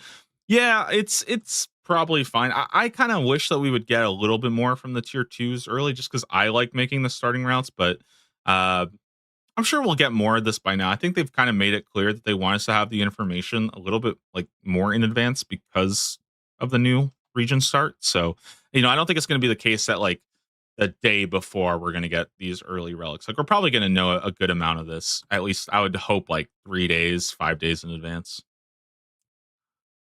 If it works the same as it does for current Jad, leaving the cave manually cancels the entire task. Okay, that's good. That's pretty good. I didn't know that that's how it works, but we'll see. I wish we get the task list a bit earlier. Yeah, as long as I think they said though that they are going to give us all the task lists earlier to check. So that's like again based on all the information I've seen so far. I don't think this is going to be like a day before, 2 hours before situation where we're just getting dumped a lot of information. I think it's all going to come in a little bit more steady. Plus, they're starting 3 weeks early. Like it's very my kind of guess is we're starting 3 weeks early, but we're not going to be taking the whole 3 weeks, right? Maybe it's going to take 2 weeks and then we get like a couple days. Maybe by that Friday, it's like already done. Like maybe that's how it's going to go. Something like that. I don't know. That just kind of makes sense to me. Like here, let me see if I can pull up this calendar real quick, right? Let's say this is 25th, right? So this would be 1 week, 2 week, 3 week. But if it's like 2 weeks and then 2 days, so by the 10th, we already know everything. April 10th, we already know everything. And then we get the 1, 2, 3, 4, 5 days. And then on the 15th, the game, right? Something like, I don't know. Maybe that's how it'll be. Something like that. That's just how it seems to be going. Which is kind of cool because I think it's actually the opposite of Gridmaster. Gridmaster, they kind of held everything off until the release. So you had to sort of like play on the fly. And then with this one, it seems like they're actually front loading a lot of the information. So we get it a little bit earlier. Yeah. Man, cool stuff though. I think it's cool relic today. I'm excited.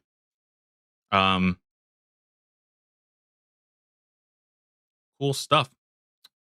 I feel about the relic. Yeah, again, I think it's balanced. I think it's good. I think the best way I can say it is the most balanced version of Slayer, and it's going to open up for a lot more regions too. And I think that's pretty cool. Guys, I don't know. I think I might be cutting Mauritania. I don't know what to say. Shoot. Do I want Mauritania anymore? Do I go desert, Turnwin? I don't know what my third one is. Maybe I just leave it open right now. It sucks too because I just settled on DMT and now I'm thinking maybe go DM.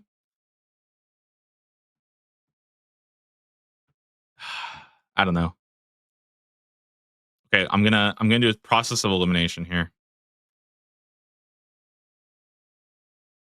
Hold on. Let me get this. Okay. Process of elimination.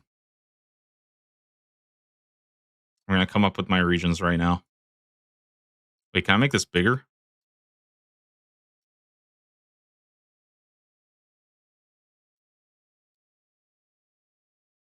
Wait, how do I make it bigger?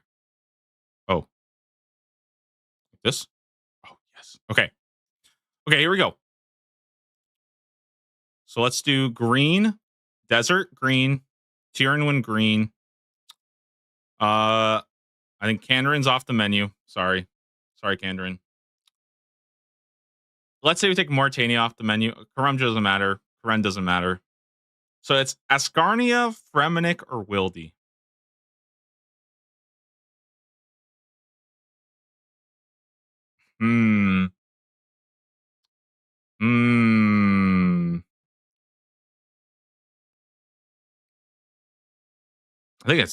I think I'm leaning Wildy then. It's just kind of good. This seems kind of good. Desert Tyrannwin Wildy. I don't know, man. That seems pretty good. I feel like this one's a question mark for me. This one's probably an X for me. Yeah, I think it's this DTW right now. That's where I'm currently leaning. The reason why is because I get a raid region and TOA is really fun. There's also a lot of good like skilling mini games in there. Tyrannwin, got Zulrah, you've got Hunlif. Again, this, by the way, this super depends on if we get Echo Hunlif. If we don't get Echo Hunlif, it's gone. I'm not doing Tyrannwin without Echo Hunlif, which is why I hope that they keep it. And then Wildy, I mean, I don't love it, but it's also not bad or anything. Like, it's pretty solid. A lot to do in terms of, like, there's a lot of resources you get. I think this will just help. Especially if I'm not going Barbarian Gathering, going Wildy will be, like, kind of chill. So, I don't know. These are the three I'm looking for right now. Desert, Tyrannwin, Wildy. Seems really, really solid. Again, I might just go Mauritania anyways, though, because honestly, I think the only reason why I'm thinking Mauritania is because I want Noxious Halberd, but I could just not do Dragon Halberd, right? Dragon Halberd Zulrah is gonna suck, man. It's gonna suck. Oh god, I don't know. I love that there were multi bosses. Well, that's the thing. I feel like if we just spam the multi bosses as a group, it's gonna be so chill. So I will see. Again, WAD instead of WAK for Karen or for Kandarin. That's the thing. That's why I know a lot of people will say Karen. I wish that we would just keep it as Z for Zaya. Otherwise, it makes everything so confusing. Because it's so much easier if you could just like. It's so much easier if you have Ascarnia, Desert, Fremennik, Kandarin, Krumja's not real, Zaya, Mauritania, Tyrannwin, Wildy. Like, this is so clean. But then if this becomes Karen and this becomes Karamja, well, I don't want to probably don't want that on my screen, honestly. Never mind. Okay. All right. But yeah, I don't know. I'm currently leaning Desert Tyrann Wildy. Doing pretty good. Not sure if you saw, but Tebow is 2.5 times more common. It's as common as a Scythe. Really? Is that how it works out? That is kind of crazy, by the way. That might make Chambers. So we get Oath Play as well. Kosef, why do you do this? Why can't you just wait for tomorrow before coming in and ruining all my plans? Why would you come and do this to me? I was so happy with this, and now you just come in here. Am I really cutting Mauritania? Freaking Zaya? I don't want to do Chambers though. Chambers sucks. Oathblade is really big, yeah. Oathblade's pretty cool. Yama's pretty cool.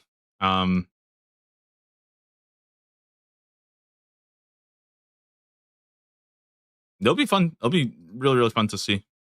They have to make Echo Yama. I think if they were gonna make Echo Yama, I would prefer that the Echo Yama to be like a global boss, I guess, you know? Because I don't know. The problem that I have with Echo bosses is I feel like some of the Echo bosses kind of have to be there. Does that make sense? Like if we go to, let's see if I can find this. Oh geez. Okay, let's say we go to like Echo bosses, right?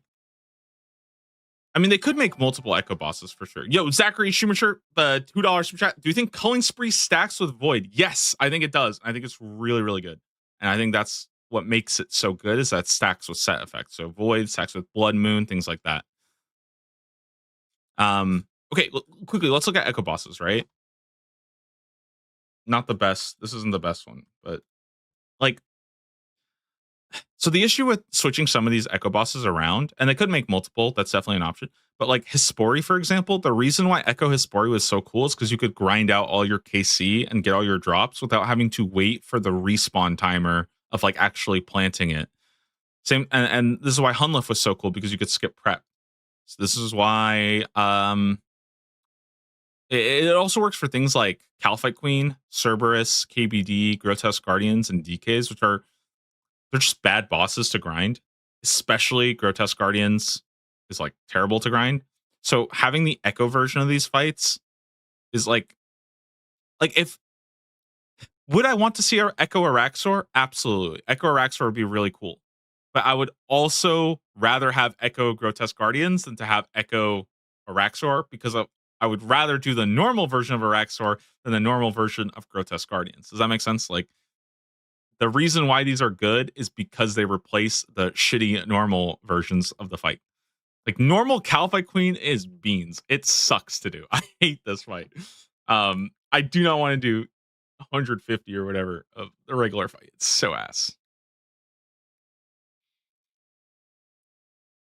Okay. Wait, can I share this code stuff? This is actually really cool. Can I share this code stuff? I don't want to leak your information, but is that okay? Because if this is true, this is actually really, really good. This is crazy. Okay. So I'm assuming this is right. Maybe Costa's pretty smart. This is pretty good. I mean, this is very... So this is assuming you get a purple. What are the chances that it's a Tebow, right? Honestly, that's pretty solid. 5% chance at Tebow, Kodai, Elder Mole. 7 point... Was this like nearly 8% chance at getting any of these? So it's like what, 20... Like roughly 25% chance of hitting an Ancestral when you get a purple. That's pretty solid. And this is assuming you pretty much get a purple like almost every single time, right? And can't you even get like multiple purples? I don't know. Didn't they say the Arcane and Dex rates? This is after the changes. So I don't know if you have a before and after, but yeah, this looks so much better. This actually, like, I'm not even joking. This is just how it should be in the main game. Maybe they can make the Tebow a bit rarer and make this a bit more common, but dude, this is crazy. Doesn't this look so beautiful? Like, this actually makes me want to do... This actually kind of makes me want to do Chambers. So you're on rate after 20 challenge modes. Yes, I think that's how it reads. Like, assuming you get a purple from every challenge mode, you're on rate for 20. That's so good. Like, that is so good. I don't know, man. This looks really, really tempting. I I'm hoping Kostov is right here, by the way. Oh, this looks so good. This looks like such a nice drop table. It's still horrible compared to the other raids. I don't actually think it's that bad, right? It's really not it's not that bad, is it? You cap at 65% purple chance in CM? Oh shit, you're right. Wait, is that true? Is it actually 65%? I thought they got rid of that. If it's 65% chance, that's definitely not good.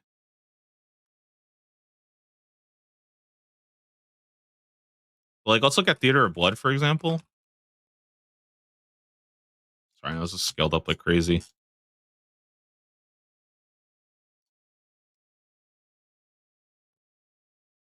like TOB is 1 in 18, right?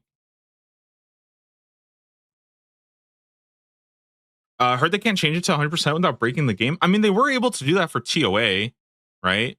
So I don't know. I feel like I remember when I was doing challenge modes, I basically got like a purple every single time, or it was like really, really close to it.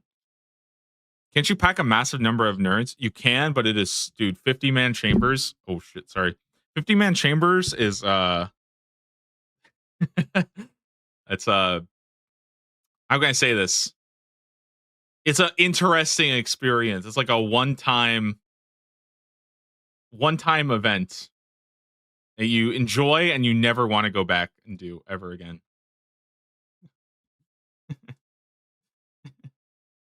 So yeah.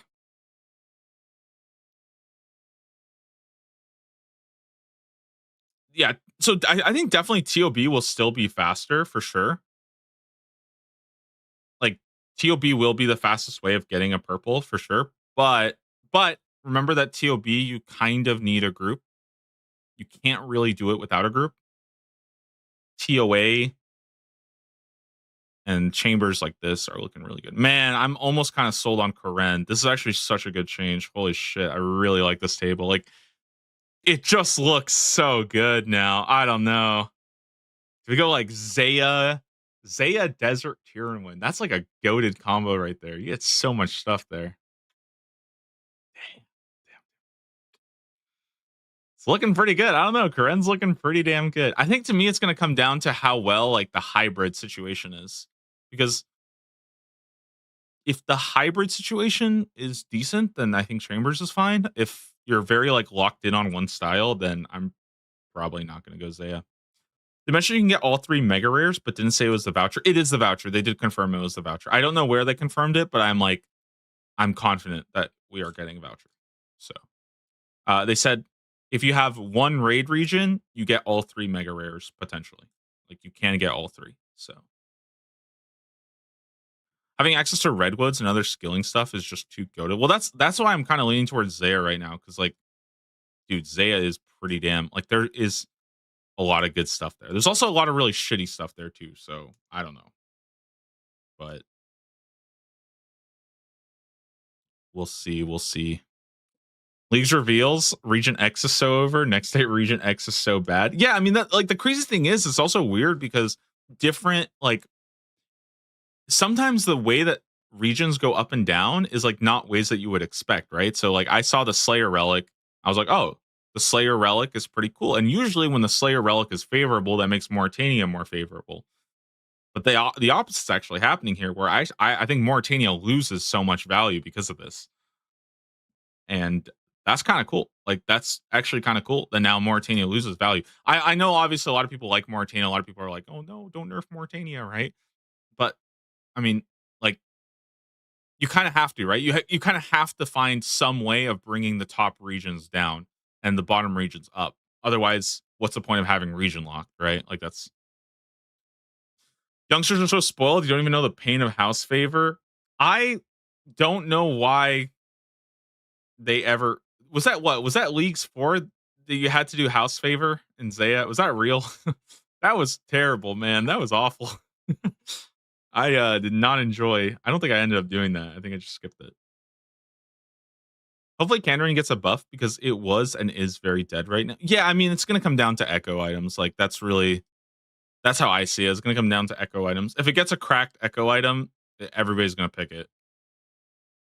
Like again, I'll just remind you guys that Kandarin was one of the most picked regions in Leagues 2, and it was one of the most picked regions in Leagues 4 by a mile. Like, I had this. Oh man, I had these pictures somewhere in the Leagues Discord of the stats. And see if I can find it.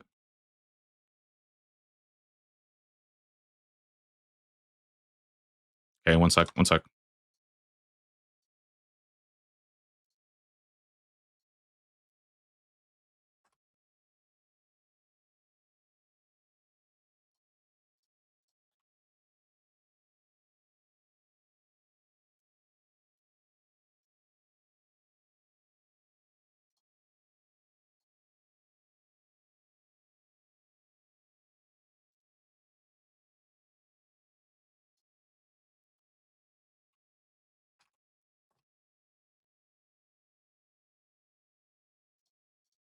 Dude, I can't find it. I know I had these stats somewhere. I'm trying to see if I can.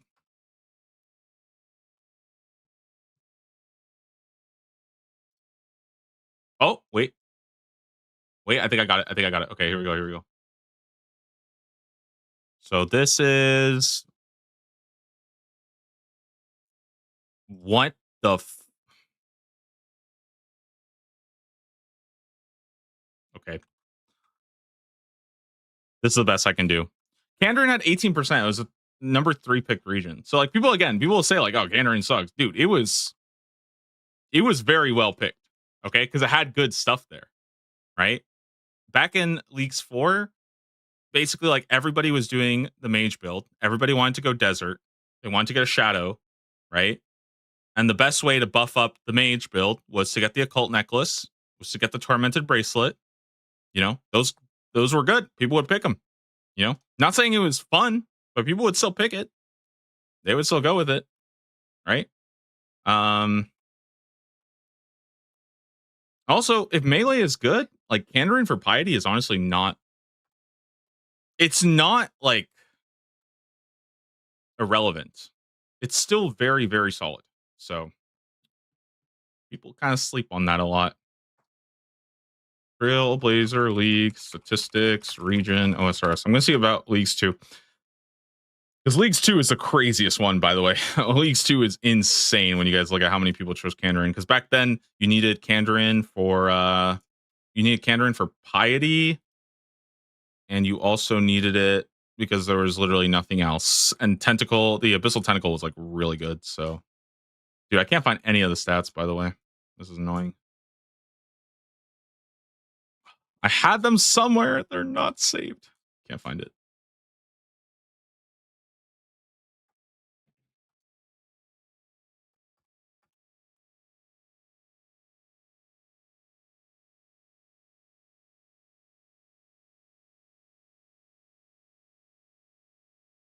Wait.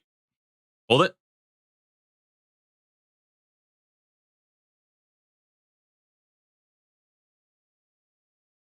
No, I can't find it anywhere. I know it's somewhere, but I'm over it. Can't find it. I'll get it for next time. Okay.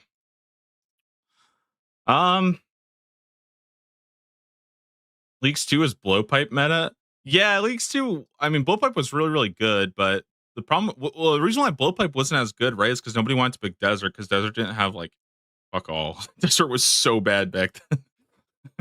It was like nobody wanted to pick desert at all. So yeah, and everybody just picked Kandarin, Ascarnia, Moritania, did TOB, had fun. One raid only, you know. You saw me on Wildy. I've done 0 Wildy content and it looks beans. The reason why Wildy content is so good is because it just shits out supplies. You have to like think about it, right? The Wildy is balanced around PvP, right? So when you get rid of PvP, it becomes like relatively very, very good. Let's just look at like any boss. All right, let's go to Artio, okay? Or fuck it, let's do Spindle, one of the easiest bosses you can do, right? Like you get Void Waker, which is really good. But like you start looking at this stuff, like look at these like resources. Diamonds, dragon stones, you're getting magic logs, you're getting snapdragons, You get magic seeds, which is very good if you're trying to train your farming. Palm trees, very high farming XP. Like, it drops a lot of really good resources. It really does. And there's a lot of group bosses you can do. Revs are also absolutely insane. One of the highest. Look at this, tons of runes, right? So it just shits out a ton of gold. You get the Wildy altar, so you get a lot of prayer, and you just get a ton of resources from all the different bosses. Revs are absolutely insane too. And you look at like, let's look at like Revenant Knight or something like that. Or I don't know. I remember I would do like Revenant Orc. So let's look at Revenant Orc, for example. I can't even like explain really because it's one of those things you kind of have to feel like this looks terrible. But when you're actually doing this, like you're just fitting out all these alks. It's crazy. There's just so much gold. 20 to 40 U logs, runite ore, coal, addy bars, runite bars, mahogany planks for construction. It's pretty good. U seeds, magic seeds. I mean, again, like just so many of these. Isn't prayer solved with bone shards? I mean, I don't know because I don't know how much bone shards you're actually going to get like through Varlamore. It's definitely like I would say the prayer aspect of the Wildy is not as high because you have the bone shards through Varlamore, but like at least in the past, this is why Wildy has been really good. It's still probably going to be pretty good. Like you're still probably going to like you would rather take your bones to the Wildy altar as opposed to taking them to the bone shard. Bone shards will be slower. So yeah.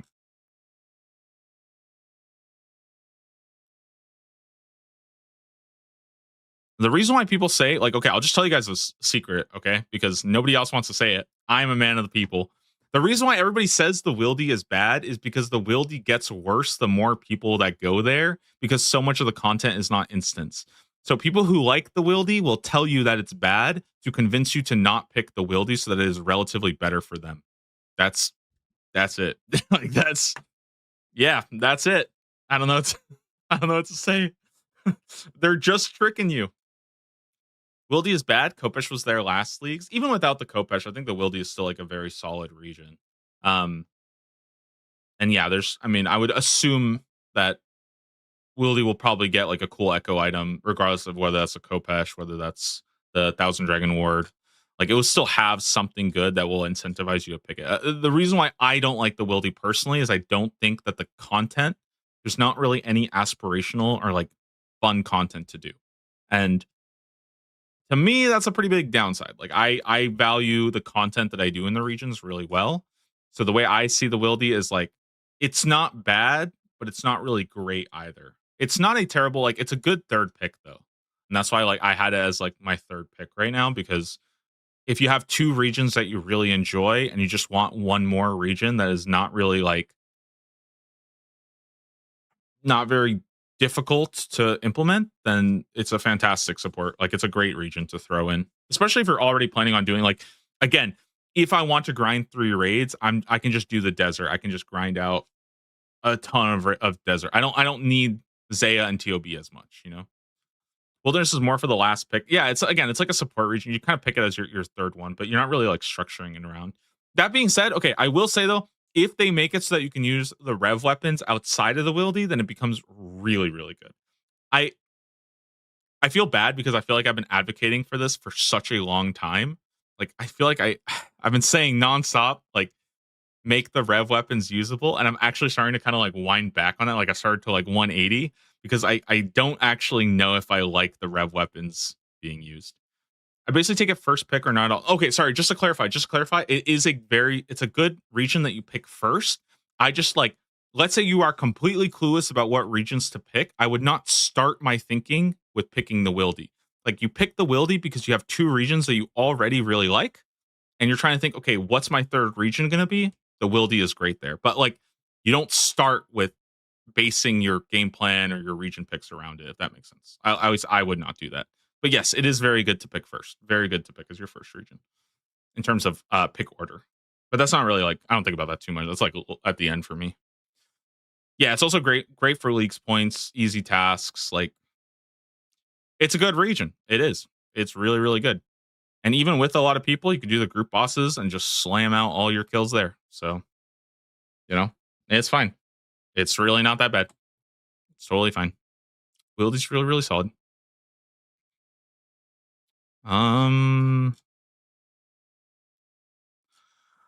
I think that's all I have to say about it, guys. I think I'll probably be wrapping it up here. I'm probably gonna go and do a quick video on the Slayer thing because, again, I think a lot of people are sleeping on this big time. I think a lot of people will read it, especially if you're not like in the league's Discord, you're not watching streams on it. Obviously, you guys are probably more involved with this, but I'm sure a lot of people are gonna look at this and think it's like terrible, and I think it's their fault. By the way, let me just say, okay, this is Jagex's fault because I don't know why they wouldn't include this in the video. Like, no, I don't want to blame whoever made this, but why would they not include that? That's like the best part about it. Like, that's how did they not include that? That's crazy. I don't know.